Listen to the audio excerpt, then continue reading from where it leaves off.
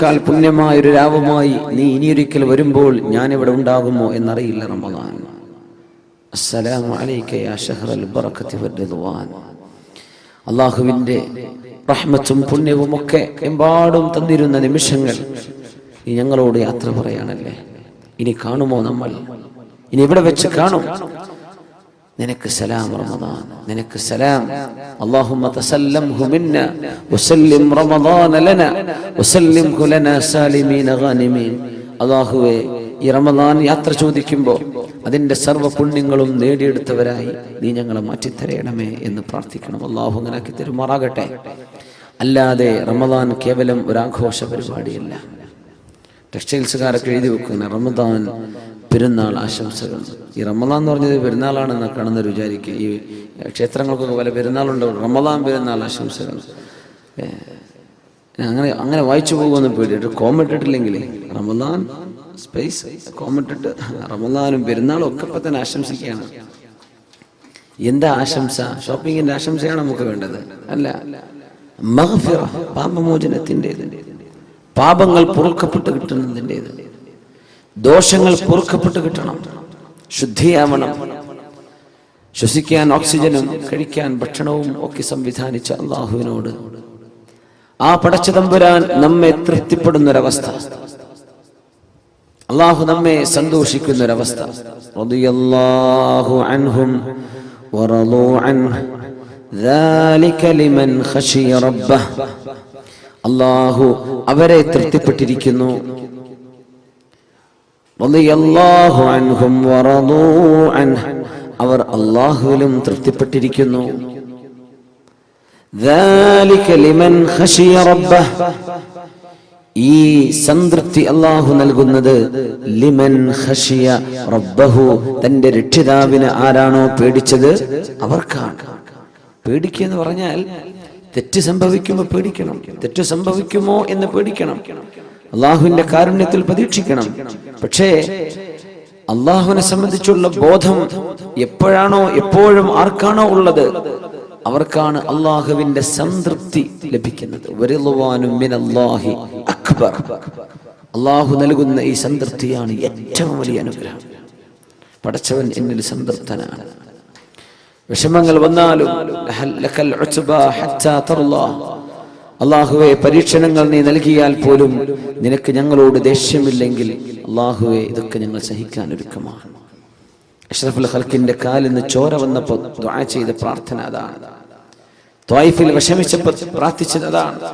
ലക്കൽ ഉത്ബാ ഹത്താ തർളാ ഇല്ലം യകും ബിക ഗളബൻ ഫലാ ഉബാലി. അല്ലാഹുവേ, നിനക്കെന്നോട് ദേഷ്യമില്ലെങ്കിൽ ഈ വേദനയൊക്കെ ഞാൻ സഹിച്ചോളാം റബ്ബേ. നീ എന്നോട് കുപിതനല്ലെങ്കിൽ, നിനക്കെന്നോട് ഇഷ്ടമാണെങ്കിൽ ഈ വേദനകളെല്ലാം ഞാൻ സഹിച്ചോളാം. അല്ലാഹ്, നീ എന്നോട് ദേഷ്യപ്പെടരുത് കേട്ടോ, നീ എന്നോട് ദേഷ്യപ്പെടരുത്. ഈ അള്ളാഹുവിന്റെ മർളാത്ത്, അള്ളാഹുവിന്റെ തൃപ്തി പരിശുദ്ധ റമദാൻ കഴിഞ്ഞു പോകുമ്പോൾ നമുക്ക് ലഭിച്ചിട്ടുണ്ടോ? മനസ്സിനുള്ളിലേക്ക് വരുന്നുണ്ടോ എൻ്റെ റബ്ബ് എന്നോട് പൊരുത്തപ്പെട്ടിരിക്കണം? മനസ്സിനുള്ളിലേക്ക് വരുന്നുണ്ടോ എൻ്റെ റബ്ബ് എന്നിൽ സംതൃപ്തനായിരിക്കണം? മനസ്സിനുള്ളിലേക്ക് ഒരാഗ്രഹം വരുന്നുണ്ടോ എൻ്റെ റബ്ബിനെ കാണാൻ എനിക്ക് കൊതിയുണ്ട്? മൻ അഹബ്ബ ലിഖാഅ അല്ലാഹി അഹബ്ബ അല്ലാഹു ലിഖാഅഹു വമൻ കരിഹ ലിഖാഅ അല്ലാഹി കരിഹ അല്ലാഹു ലിഖാഅഹു. മൻ അഹബ്ബ ലിഖാഅ അല്ലാഹ്, അല്ലാഹുവിനെ കാണണമെന്ന് ആരൊക്കെയാണോ കൊതിക്കുന്നത്, അഹബ്ബ അല്ലാഹു ലിഖാഅഹു, അവരെ കാണാൻ അല്ലാഹു കൊതിക്കും. ആരാണോ അള്ളാഹുവിനെ കാണാൻ കൊതിക്കുന്നത് അവരെ കാണാൻ അള്ളാഹുവിന് കൊതിയുണ്ട്. വമൻ കരിഹ ലിഖാഅ അല്ലാഹി കരിഹ അല്ലാഹു ലിഖാഅഹു, അള്ളാഹുവിനെ കണ്ടുമുട്ടാൻ ആരാണോ വെറുക്കുന്നത് അവരെ കാണാൻ അള്ളാഹുവിനും വെറുപ്പാണെന്ന് റസൂലുള്ളാഹി സ്വല്ലല്ലാഹു അലൈഹി വസല്ലം.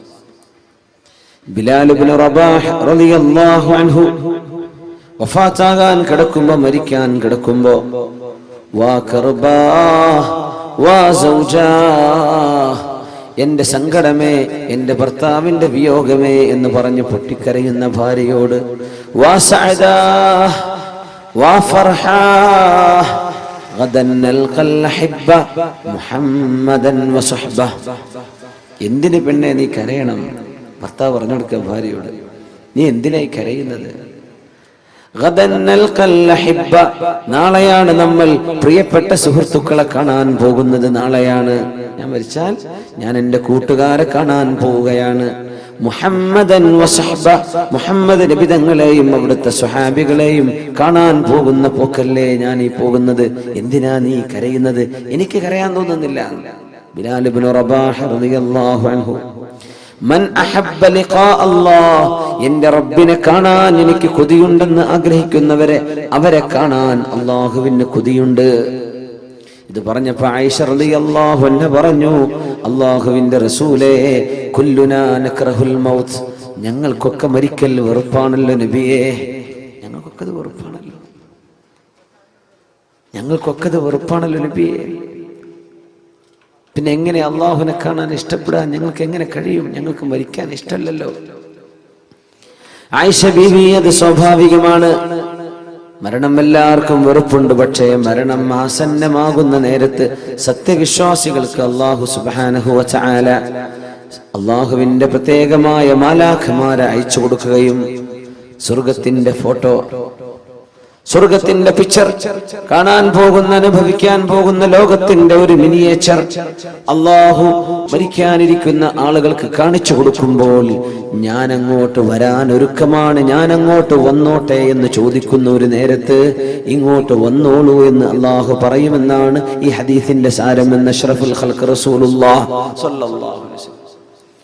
ദുനിയാവിന്ന് വിട പറയാൻ തുടങ്ങുമ്പോൾ നമ്മുടെ സെൻസുകളൊക്കെ ഈ കാണുന്ന ലിമിറ്റുകളൊക്കെ ഭേദിച്ചുകൊണ്ട് വർക്ക് ചെയ്യാൻ തുടങ്ങുന്ന നമുക്ക് മാലാഖമാരെ കാണാൻ പറ്റുന്നില്ല. പക്ഷെ മരിക്കാൻ കിടക്കുന്ന മനുഷ്യന് മലക്കുകളെ കാണാൻ പറ്റുന്ന, മരിക്കിച്ച് കഴിഞ്ഞാൽ തന്നെ കാണും, മരണത്തിന് മുമ്പ് തന്നെ കാണാൻ തുടങ്ങും. മരണത്തിന് മുമ്പ് കാണുന്ന, ഏകദേശം മരണത്തോടടുത്ത് കഴിഞ്ഞാൽ നമ്മുടെ സെൻസുകൾ, നമ്മുടെ സെൻസറി ഫാക്കൽറ്റി, ഇതിൻ്റെയൊക്കെ ഡൈമെൻഷൻസ്, അതിൻ്റെയൊക്കെ പരിധികളൊക്കെ വർദ്ധിക്കുകയാണ്. പിന്നെ കാണാൻ പറ്റാത്തൊക്കെ കാണാൻ തുടങ്ങും. സ്വർഗം കണ്ടുകൊണ്ടു പോകുന്നവരുണ്ട്, നരകം കണ്ടുപോകുന്നവരുണ്ട്. അല്ലാഹു കാത്തുരക്ഷിക്കുമാറാകട്ടെ. യുസബ്ബിതുല്ലാഹു അല്ലദീന ആമനൂ ബിൽഖൗലി സാബിതി ഫിൽ ഹയാത്തിദ് ദുനിയ വഫിൽ ആഖിറഹ്. അല്ലാഹു പറഞ്ഞ പോലെ ജീവിക്കുന്ന ആളുകളെ ഈ ലോകത്തും നാളെ പരലോകത്തും അല്ലാഹു പിടിച്ചു നിർത്തും. യുസബ്ബിത്, സബാത്ത്, സ്റ്റെബിലിറ്റി അല്ലാഹു നൽകും. ഒരിക്കലും അൺഷേക്കബിൾ ഫെയ്ത്ത്, അനങ്ങാത്ത ആടിയുലയാത്ത വിശ്വാസം അല്ലാഹു നൽകും. ലല്ലദീന ആമനൂ, സത്യവിശ്വാസികൾക്ക്. അല്ലാഹു നമുക്കൊക്കെ ഭാഗ്യം നൽകട്ടെ. ആമീൻ യാ റബ്ബൽ ആലമീൻ. വലിയ ബേജാറിലാണ് നമ്മുടെയൊക്കെ ജീവിതം. അല്ലാഹുവിന്റെ ഹബീബിന്റെ ശരീരത്തിൽ ഏതാനും ചില രോമങ്ങൾ നരച്ചു കണ്ടപ്പോ മഹാനായ സിദ്ദീഖുൽ അക്ബർ റളിയല്ലാഹു അൻഹു പറഞ്ഞു, അജ്ജല ഇലൈക ശൈബു യാ റസൂലല്ലാഹ്, നബിയെ അങ്ങേക്ക് പെട്ടെന്ന് നരബാധിച്ചുവല്ലോ റസൂലേ സ്വല്ലല്ലാഹു അലൈഹി വസല്ലം. അന്ന് അറബികൾക്ക് സ്വാഭാവികമായും നരബാധ തുടങ്ങുന്ന പ്രായം 70 വയസ്സ് മുതലാണ്. ഹബീബായ തങ്ങൾക്ക് മദീനയിൽ എത്തുമ്പോഴേക്കും നരച്ചിട്ടുണ്ട്. അജ്ജല ഇലൈഹി ശൈബ്, തങ്ങളെക്കാൾ പ്രായമുള്ള എല്ലാവരും ആർക്കും നരച്ചിട്ടില്ല. സിദ്ദീഖ് തങ്ങൾ ഇത് കണ്ടുകൊണ്ട് ചോദിച്ചു, അജ്ജല ഇലൈക ശൈബു യാ റസൂലല്ലാഹ്, നബിയെ നിങ്ങൾക്ക് എന്തേ ഇങ്ങനെ സംഭവിക്കാൻ കാരണം? തങ്ങൾ പറഞ്ഞ വാക്കെന്താ അറിയോ? ശയ്യബത്നി ഹൂദുൻ വ അഖവാതുഹാ. സൂറത്ത് ഹൂദും, ഹൂദ് സൂറത്തും അതിന്റെ പരിസരത്തുള്ള സൂറത്തുകളും ഒക്കെയാണ് എനിക്ക് ഇങ്ങനെ നിരവരാൻ കാരണമെന്ന് റസൂലുള്ളാഹി സ്വല്ലല്ലാഹു അലൈഹി വസല്ലം. ഈ സൂറത്തിന്റെ ആശയങ്ങൾ കേട്ടപ്പോഴാണ് എനിക്ക് ഇങ്ങനെ വന്നത്. ഇബ്നു അബ്ബാസ് റളിയല്ലാഹു അൻഹു ചോദിച്ചു, നബിയെ മാ ശയ്യബക മിൻ ഹൂദിൻ വ അഖവാതിഹാ, മാ ശയ്യബക മിൻ ഹൂദിൻ വ അഖവാതിഹാ. സൂറത്ത് ഹൂദിൽ നിന്നും അതിന്റെ അടുത്തുള്ള സൂറകളിൽ നിന്നും അങ്ങയെ നിരബാധിപ്പിക്കാൻ മാത്രം വിഷമിപ്പിച്ച വാക്കുകൾ എന്താണ് നബിയെ? ഖൗലുഹു തആല ഫസ്തഖിം കമാ ഉമിർത്. നബിയെ നിങ്ങളോട് എങ്ങനെയാണോ നേരെ നിൽക്കാൻ പറഞ്ഞത് അങ്ങനെ നേരെ നിൽക്കണം കേട്ടോ. ഫസ്തഖിം കമാ ഉമിർത്, നിങ്ങളോട് എങ്ങനെയാണോ നേർവഴിയിൽ നിൽക്കാൻ ഞാൻ പറഞ്ഞത്? ലവലേശം വഴി തെറ്റാതെ നിങ്ങൾ നേർവഴിയിൽ നിൽക്കണമെന്ന അള്ളാഹുവിന്റെ വചനം ഉൾക്കൊള്ളപ്പോൾ, അതിനെ സംബന്ധിച്ച് ചിന്തിച്ചപ്പോൾ എനിക്ക് പേടി വന്നതാണെന്ന് അഷ്റഫുൽ ഖൽഖ് റസൂലുള്ളാഹി സ്വല്ലല്ലാഹു അലൈഹി വസല്ലം ഫസ്തഖിം കമാ ഉമിർത. ഞാൻ എങ്ങനെയാ പറഞ്ഞത്? അങ്ങനെ നേർവഴിക്ക് ജീവിക്കണം കേട്ടോ. നമ്മളിതൊക്കെ അങ്ങ് ഓതിപ്പോകുന്നുണ്ട് വളരെ കൂളായിട്ട്, നമുക്കൊരു പേടിയും തോന്നിയിട്ടില്ല, നമ്മളൊന്നും ആലോചിച്ചിട്ടില്ല. ഫസ്തഖിം കമാ ഉമിർത, ഞാൻ പറഞ്ഞ പോലെ ജീവിക്കണം കേട്ടോ, പറഞ്ഞ പോലെ ജീവിക്കണം. അതാ വാക്കിന്റെ അർത്ഥം. അതെനിക്ക് സാധ്യമാകുമോ? അത് അള്ളാഹു ഉദ്ദേശിച്ച പോലെ ഞാൻ ആയിട്ടുണ്ടോ? ആര് ചിന്തിക്കുക? റസൂലുള്ളാഹി സ്വല്ലല്ലാഹു അലൈഹി വസല്ലം മഅസൂമല്ലേ, പാപ സുരക്ഷിതരല്ലേ നബി? നിബിതങ്ങൾക്ക് പാപങ്ങളില്ലല്ലോ. പാപങ്ങളിൽ നിന്ന് പ്രൊട്ടക്ഷൻ. ഗഫറല്ലാഹു ലക മാ തഖദ്ദമ മിൻ ദംബിക വമാ തഅഖർ. ഐ സതറല്ലാഹ്, അല്ലാഹു നിങ്ങൾക്ക് പാപങ്ങൾക്കിടയിൽ മറവച്ചിട്ടില്ലേ നബിയെ? അങ്ങനത്തെ നബിയല്ലേ, നിങ്ങൾ എന്തിനാ പേടിക്കുന്നത്? പക്ഷെ ഹബീബിന് പേടിയാണ്. നമ്മൾ എന്തൊരു ധൈര്യത്തിലാണെന്നറിയാം. സ്വഹാബത്തിന് ധൈര്യം കിട്ടിയിട്ടില്ല. സ്വർഗത്തിലേക്ക് പോകുമെന്ന് പറഞ്ഞാൽ പോലും സ്വഹാബികൾക്ക് ധൈര്യമായിട്ടില്ല.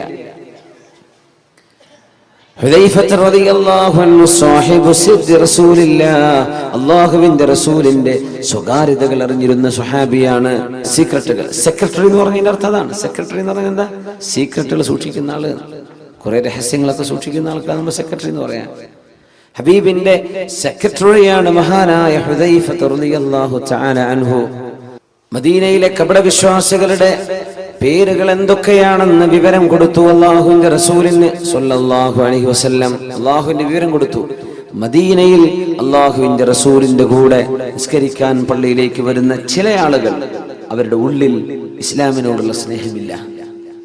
അവരുടെ ഉള്ളിൽ ഏകനായ അല്ലാഹുവാണ് ഈ ലോകത്തെ പടച്ചവനെന്ന വിശ്വാസമില്ല. പക്ഷേ എന്തോ ചില ലാഭം കിട്ടാൻ വേണ്ടി നബിയോടുകൂടെ നിസ്കരിക്കാൻ വരും.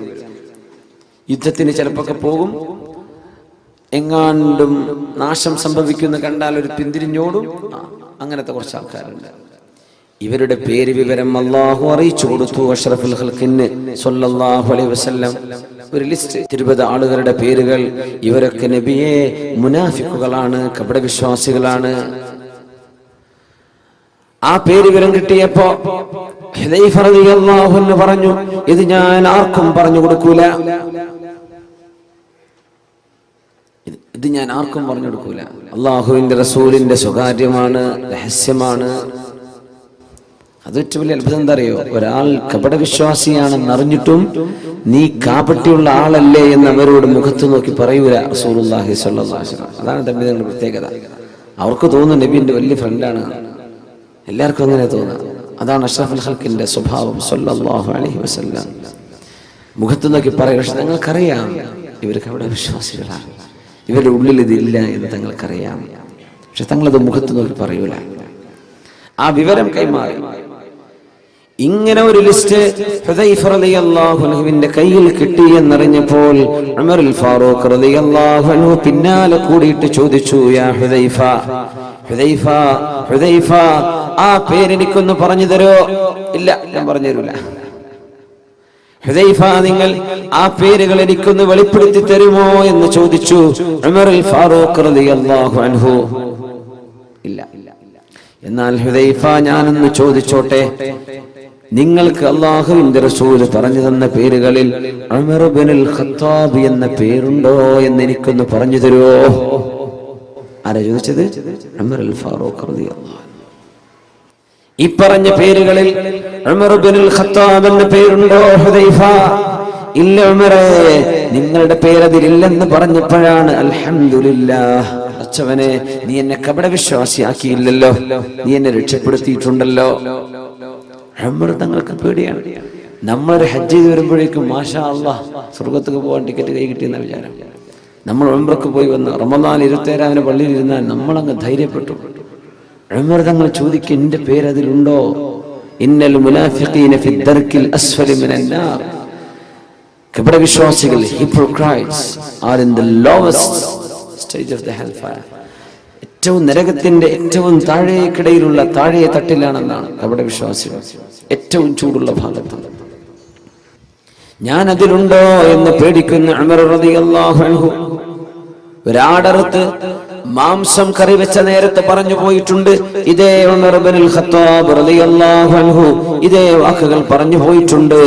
ആ വാക്കുകൾ, അല്ലാഹുവേ, ഞാനൊരു ആട്ടിൻ കുട്ടിയായി ജനിക്കുകയും എന്നെ ആളുകൾ അറുക്കുകയും മാംസമായി കഴിക്കപ്പെടുകയും ചെയ്ത് നാളെ പരലോകത്ത് ഞാൻ ഒരുമിച്ച് കൂട്ടപ്പെടുമ്പോൾ കൂനൂ തുറാബാ, നിങ്ങൾ മണ്ണുകളായി മാറിക്കോളൂ എന്ന് പറയപ്പെടാൻ മാത്രം ഒരു ജീവിയായി മാറിയിരുന്നെങ്കിൽ എത്ര നന്നായിരുന്നേനെ. ആര്? യാ ഉമർ, ഉമറേ, ലൗ സലക്ത ഫജ്ജൻ ലസലക ശൈത്വാനു ഫജ്ജൻ ഗൈറ ഫജ്ജിക യാ ഉമർ. ഉമറേ, നിങ്ങളൊരു വഴിക്ക് ഇങ്ങനെ നടന്നു വന്നാൽ പിശാച് ആ വഴിക്ക് നടന്നു വരികയില്ല. ഉമറേ, നിങ്ങളെ കണ്ടാൽ പിശാച് പോലും പേടിക്കുമെന്ന് പറഞ്ഞ ഉമറുൽ ഫാറൂഖ് റളിയല്ലാഹു അൻഹു. പിശാച് പോലും വരില്ല ആ വഴിക്ക്. ഹബീബിന്റെ മുമ്പിൽ ഖുറൈശികളായ ഒരുപാട് പെണ്ണുങ്ങൾ വന്ന് നബി തങ്ങളുടെ വീട്ടുകാരോട് തമാശ പറഞ്ഞ് ചിരിക്കുന്ന സമയത്ത് മഹാനായ ഉമറുൽ ഫാറൂഖ് റളിയല്ലാഹു അൻഹു വീട്ടിലേക്ക് കയറി വന്നപ്പോ എല്ലാവരും ഓടി ഒളിച്ച നേരത്ത് അല്ലാഹുവിന്റെ റസൂൽ പറഞ്ഞു, മനുഷ്യരിലെയും ജിന്നുകളിലെയും ശൈത്താന്മാർക്ക് ഉമറിനെ പേടിയാണല്ലോ. എല്ലാവരും ഓടി ഒളിച്ചു. അങ്ങനത്തെ ഉമർ തങ്ങളാണ് ഞാൻ നാളെ രക്ഷപ്പെടുമെന്ന് ചിന്തിക്കുന്നത്. റബ്ബനാ തഖബ്ബൽ മിന്നാ ഇന്നക അൻതസ് സമീഉൽ അലീം. കഅബാലയം പണിതീർത്തുകയും കഅബാലയത്തിന്റെ കല്ലുകൾ പെടുത്തു വെക്കുകയും ചെയ്തതിന്റെ ശേഷം, അല്ലാഹുവേ, ഞാനും എന്റെ പുത്രൻ ഇസ്മാഈൽ നബിയും ചെയ്തു വെച്ച ഈ കർമ്മം നീ അങ്ങ് സ്വീകരിക്കണേ അല്ലാഹ്. ആര് ദുആ ചെയ്തു? ഇബ്രാഹിം അലൈഹിസ്സലാം. റബ്ബനാ തഖബ്ബൽ മിന്നാ ഇന്നക അൻതസ് സമീഉൽ അലീം. എല്ലാം കേൾക്കുന്ന പടച്ചവനെ, എല്ലാം അറിയുന്ന പടച്ചവനെ, ഞങ്ങളുടെ മനസ്സിന്റെ ഉദ്ദേശങ്ങൾ അറിയുന്ന അല്ലാഹ്, ഈ കർമ്മം നീ ഞങ്ങളിൽ നിന്ന് സ്വീകരിക്കണമേ. റമദാൻ കഴിഞ്ഞു പോകുമ്പോ ഈ റമദാൻ ഞങ്ങളിൽ നിന്ന് സ്വീകരിക്കണേ. നമ്മൾ അങ്ങനെ ദുആ ചെയ്തിട്ടുണ്ടോ? നോമ്പ് നോറ്റു, അല്ലാഹുമ്മ ലക സുംതു വഅലാ റിസ്ഖിക അഫ്തർതു, നീ തന്ന ഭക്ഷണം കഴിച്ച് നോമ്പ് ഞാൻ മുറിച്ചു റബ്ബേ. നീ പറഞ്ഞ പോലെ നോമ്പ് നോറ്റിട്ടുണ്ട് പടച്ചവനെ. ദഹബൽ ലമഉ വബ്തല്ലത്തിൽ ഉറൂഖു വസബതൽ അജ്റു ഇൻഷാ അല്ലാഹ്. നീ തന്ന വെള്ളം ഞാനങ്ങ് കുടിച്ചപ്പോൾ, എന്റെ തൊണ്ടയിലേക്ക് വെള്ളം ഇറങ്ങിയപ്പോൾ ദാഹം തീർന്നിട്ടുണ്ടല്ലോ.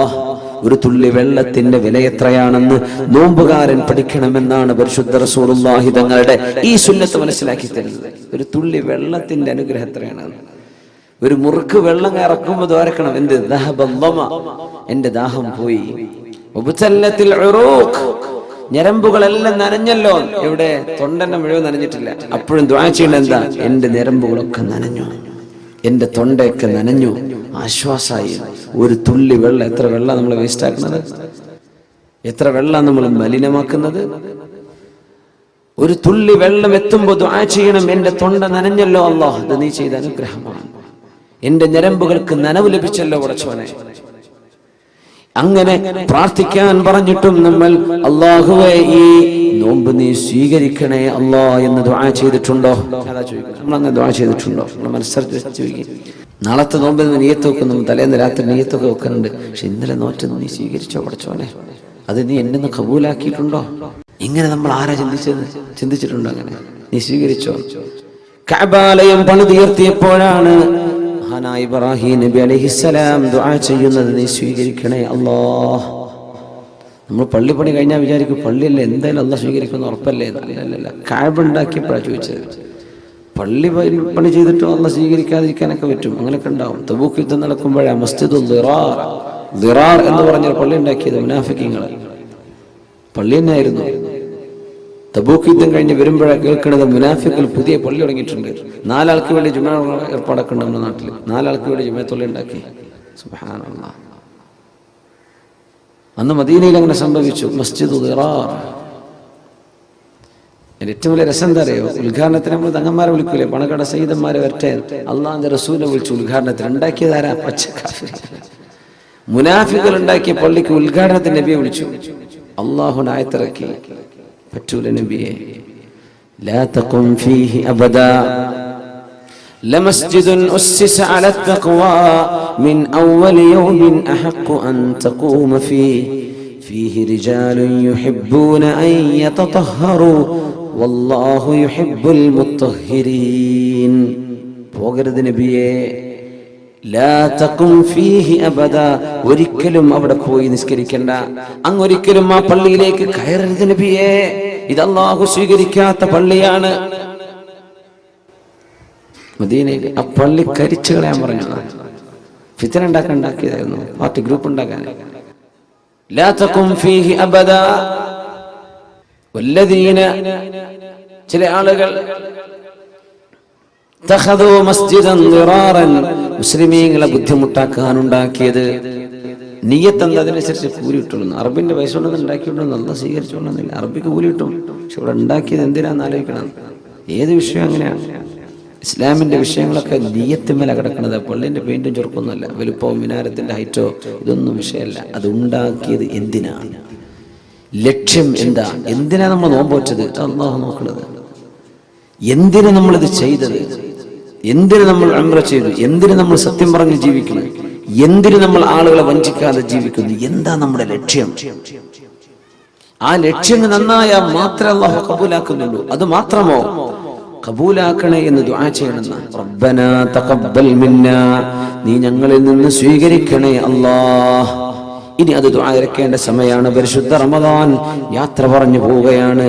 ഞാനിനി വരുമോ എന്നറിയില്ല, ഞാൻ വരുമ്പോൾ നിങ്ങൾ ഉണ്ടാകുമോ എന്നറിയില്ലെന്ന് റമദാൻ ഇങ്ങനെ പറയുന്ന പോലെ ഞാൻ പോവാണ്.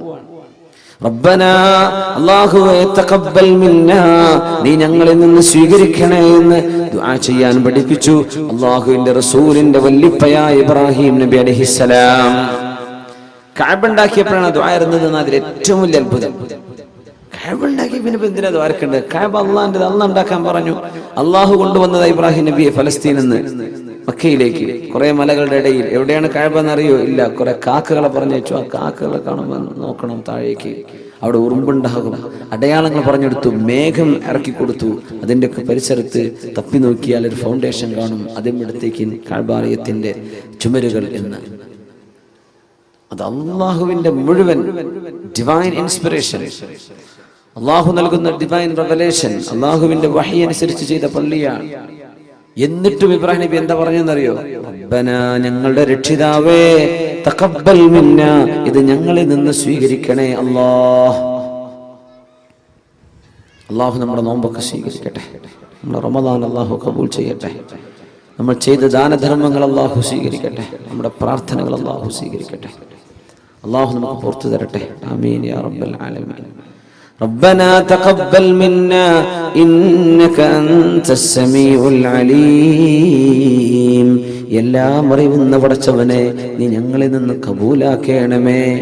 ഇന്നമാ യതഖബ്ബലുല്ലാഹു മിനൽ മുത്തഖീൻ, അല്ലാഹുവിനെ സൂക്ഷ്മതയോടുകൂടെ ജീവിക്കുന്നവരിൽ നിന്നേ അല്ലാഹു സ്വീകരിക്കുന്നുള്ളൂ. അതാ വിഷയം. സൂക്ഷ്മതയുള്ളവരിൽ നിന്നേ അല്ലാഹു സ്വീകരിക്കുന്നുള്ളൂ. അല്ലാത്തതൊക്കെ നോമ്പോറ്റോ, ആന്നോറ്റോ, നിസ്കരിച്ചു, ഇത് ഫയലിൽ സ്വീകരിക്കോ? സ്വീകരിക്കാൻ പറ്റൂല, നമുക്ക് പരിഗണിക്കാൻ പറ്റൂല, പരിഗണക്കിന് കെടുക്കില്ല സംഭവമൊക്കെ. നിസ്കരിച്ചു. അല്ലാഹു ചില ആളുകളെ സംബന്ധിച്ച് പറഞ്ഞു തങ്ങൾ,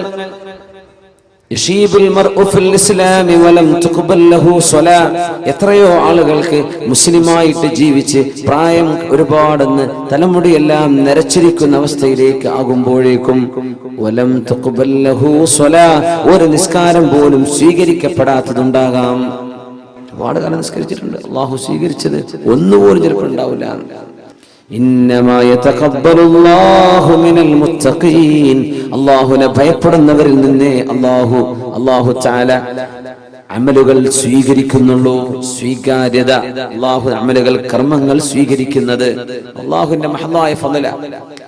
ഇഖ്ലാസ് എന്ന് പറയുന്ന സംഗതി ഉണ്ടല്ലോ, ഞാൻ ഇഖ്ലാസോടുകൂടെ പറയാണ്, അങ്ങനെ പറയാൻ പാടില്ല എന്നാണ് ഞാൻ പറയണമെന്ന് പറഞ്ഞാൽ മതി. ഇഖ്ലാസ് പടച്ചവന് മാത്രമേ അറിയുള്ളൂ. വളരെ ആത്മാർത്ഥമായിട്ട് പ്രവർത്തിക്കുന്ന ആളാണ്, അങ്ങനെയല്ല, ദീനിന് വേണ്ടി പ്രവർത്തിക്കുന്ന ആളാണ്. ആത്മാർത്ഥത ഉണ്ടോ ഇല്ലേ, അത് അല്ലാഹുവിന് മാത്രമേ അറിയുള്ളൂ. മലക്കുകൾക്ക് എഴുതി വെക്കാൻ പറ്റാത്ത സംഗതിയാണ് ഇഖ്ലാസ്. മലക്കുകൾക്ക് എഴുതി വെക്കാൻ കിട്ടൂല. നമ്മൾ 10 രൂപ കൊടുത്തു, ആ കൊടുത്തത് പത്രത്തിലെ ഫോട്ടോ വരാനാ. നമ്മുടെ മലബാർ വാർത്തയിലോ ഉത്തരദേശത്തിലോ ഏതെങ്കിലും ഒരു പത്രത്തിലെ ഫോട്ടോ വരെ നമ്മളെ കൊടുക്കണത്. അതിനെ കവറൊക്കെ ഉണ്ടാക്കി കുറച്ച് പൈസയൊക്കെ ചെലവാക്കിയത്. പൈസ കൊടുത്തുക സംഭാവന ചെയ്തിട്ടുണ്ടെന്ന് മലക്കുകൾ രേഖപ്പെടുത്തും. റമദാൻ മാസം 28 അന്ന് വൈകുന്നേര സമയം ഇതാ ഒരു സംഭാവന ചെയ്തിട്ടുണ്ട്, ഫുലാൻ ഇബ്നു ഫുലാൻ. നാളെ അള്ളാഹു എടുത്തിട്ട് ചോദിക്കുന്ന, നീ ചെയ്തത് ഇതിനല്ലേ? അതവിടെ കഴിഞ്ഞു, അവിടെ പ്രിന്റ് ചെയ്ത് വന്നു, ആൾക്കാരൊക്കെ വായിച്ചു, ഇനി ഇവിടെ ഒന്നുമില്ല. എന്തുകൊണ്ട് മലക്കുകൾ അത് എഴുതി വെച്ചു എന്നാണ്? മലക്കുകൾക്ക് അറിയൂല മനസ്സിന്റെ ഉള്ളിൽ നിയ്യത്ത് എന്താണ്. അത് അള്ളാഹുവിന് മാത്രമേ അറിയൂ. അതുകൊണ്ടാണ് ഒരാളും എനിക്ക് ഇഖ്ലാസ് ഉണ്ട് എന്ന് പറയരുത് എന്ന് പറയാൻ കാരണം. പറയണ്ട, അവിടെ ഉണ്ടായാൽ മതി, പറയേണ്ട ആവശ്യമില്ല. ഞാൻ ആത്മാർത്ഥമായിട്ട് അഭ്യർത്ഥിക്കുകയാണ്, അങ്ങനെയൊന്നും പറയണ്ട. ഞാൻ ആത്മാർത്ഥമായിട്ട് പറയാണ്, ഞാൻ പറയണമെന്ന് പറഞ്ഞാൽ മതി. അത് ആത്മാർത്ഥത ഉണ്ടോ ഇല്ലേ എന്ന് പടച്ചവൻ അറിയും, പടച്ചവൻ അറിയിച്ചു കൊടുക്കുന്നവർക്ക് അറിയും. ക്ലെയിം ചെയ്യാൻ പാടില്ല, ഞാനത് ചെയ്തിട്ടുണ്ടെന്ന് ക്ലെയിം ചെയ്യാൻ പാടില്ല. ഞാൻ ആത്മാർത്ഥമായിട്ടാണ്. നമുക്ക് ആർക്കും അറിയില്ല, ഒരു മനുഷ്യനും അറിയാൻ പറ്റില്ല.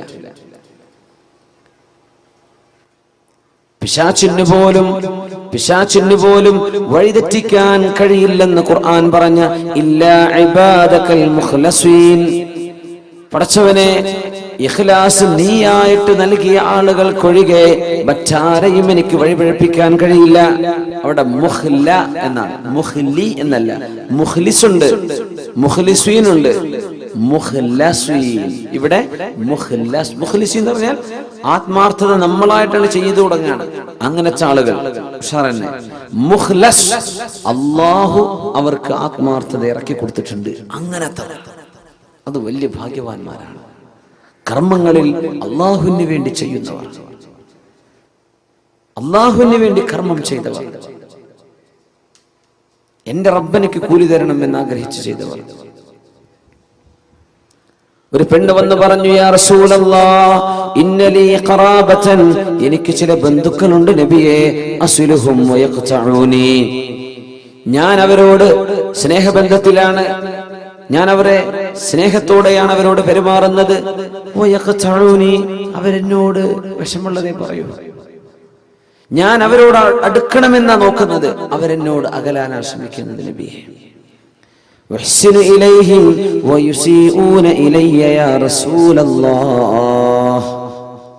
നബിയെ, ഞാൻ അവർക്ക് നന്മയാണ് ചെയ്യുന്നത്, അവരെനിക്ക് തിന്മ. തൊട്ടടുത്ത അയൽപക്കക്കാരാവാം, മുമ്പൊറുക്കാനുള്ള സാധനങ്ങളൊക്കെ 10 ഇറച്ചിയൊക്കെ കൊണ്ടേ കൊടുക്കും അങ്ങോട്ട്, ഇങ്ങോട്ട് അവിടുത്തെ വേസ്റ്റൊക്കെ മുറ്റത്തേക്ക് ഇടുന്നു. അതപ്പോ പറഞ്ഞതിന്റെ അർത്ഥം ഒരു ഉദാഹരണം പറയാം. അങ്ങോട്ട് ചെയ്യുന്നത് നന്മയാണ്, ഇങ്ങോട്ട് ഉപദ്രവമാണ് നബിയെ. അഹ്ലുമു അലൈഹിം വയജ്ഹലൂന അലയ്യ, ഇതൊരു സ്വഹാബിയാണ് പറഞ്ഞതെന്നും ഹദീസിലുണ്ട്, ഒരാണാണ്. നബിയെ, ഞാൻ അവരോട് ബുദ്ധി ഉപയോഗിച്ചുകൊണ്ടാണ് പെരുമാറുന്നത്, ക്ഷമയോടുകൂടെയാണ് പെരുമാറുന്നത്. അവരാണെങ്കിലോ വിവരക്കേട് എന്നോട് കാണിക്കുന്നുണ്ട് നബിയെ, ഞാൻ എന്ത് ചെയ്യണം? നമ്മളാണെങ്കിൽ ഇപ്പൊ എന്താ ചെയ്യാ? ഈ പരാതി പോയി പറയാൻ നിൽക്കോ? ഉസ്താദന്മാരോട് പോയി ചോദിക്കാൻ നിൽക്കോ? നമ്മൾ തീരുമാനം എടുത്ത് കഴിഞ്ഞിട്ടുണ്ടാവും. അപ്പോഴേക്കും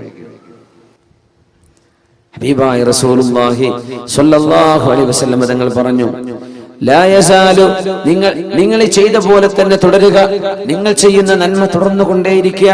ലാ യസാലു ലക മിനല്ലാഹി മുഹീർ മാ ദുംത, നിങ്ങൾ ഇങ്ങനെ ചെയ്തുകൊണ്ടിരിക്കെ അല്ലാഹുവിൽ നിന്ന് സഹായം നിങ്ങൾക്ക് അല്ലാഹു നൽകിക്കൊണ്ടിരിക്കും. ഇൻ കാന കമാ ഖുൽത് ഫകഅന്നമാ തുസിഫുഹുൽ മല്ല, നിങ്ങൾ അവർക്ക് വെണ്ണീർ തീറ്റിക്കുന്നതിന് തുല്യമാണത്. നിങ്ങൾ കൊടുക്കുന്ന നന്മ അവർക്ക് പരിപോഷണം കിട്ടുന്നില്ല. ഭക്ഷണത്തിന് പകരം വെണ്ണീർ തിന്നുന്ന പോലെയാണ്. അതല്ല, അവർക്ക് നരകം തീ കിട്ടാൻ മാത്രം ശിക്ഷയുള്ള അത്രയും ഗുരുതരമായ തെറ്റാണ് അവർ നിങ്ങളോട് ചെയ്തുകൊണ്ടിരിക്കുന്നത്. നിങ്ങൾ അങ്ങോട്ട് നല്ല നിലക്ക് പെരുമാറിക്കോ. എന്തേ? നിങ്ങൾ ചെയ്യുന്ന പ്രവർത്തനം എന്തിനാ? അള്ളാഹുവിൽ നിന്ന് കൂലി കിട്ടാനാ. അല്ലാതെ ഭക്ഷണം കൊടുക്കുമ്പോഴേക്കും അവരെ കാണുമ്പോൾ ചിരിക്കണം, അതിനല്ല. നമ്മൾക്ക് അവർ കുറച്ച് ഇഫ്താർ കിറ്റ് കൊണ്ടുപോയി കൊടുത്തു, പിന്നെ നമ്മൾ വരുമ്പോൾ എഴുന്നേറ്റിക്കണം. നോ നോ നോ നോ, അതിനൊന്നും ചെയ്യണ്ടേ, അതൊക്കെ വേസ്റ്റായി പോകും, പൈസ ഒക്കെ നഷ്ടപ്പെടും. നമ്മൾ ചെയ്യുന്നത് അള്ളാഹുവിൽ നിന്ന് കൂലി കിട്ടാനാണ്. അവരിങ്ങോട്ട് പെരുമാറുന്നത് മോശമാണ്, എന്നിട്ടും റബ്ബേ, ഞാൻ അവരോട് ചെയ്യുന്ന നന്മ നീ എനിക്ക് കൂലി തരാനാണ്.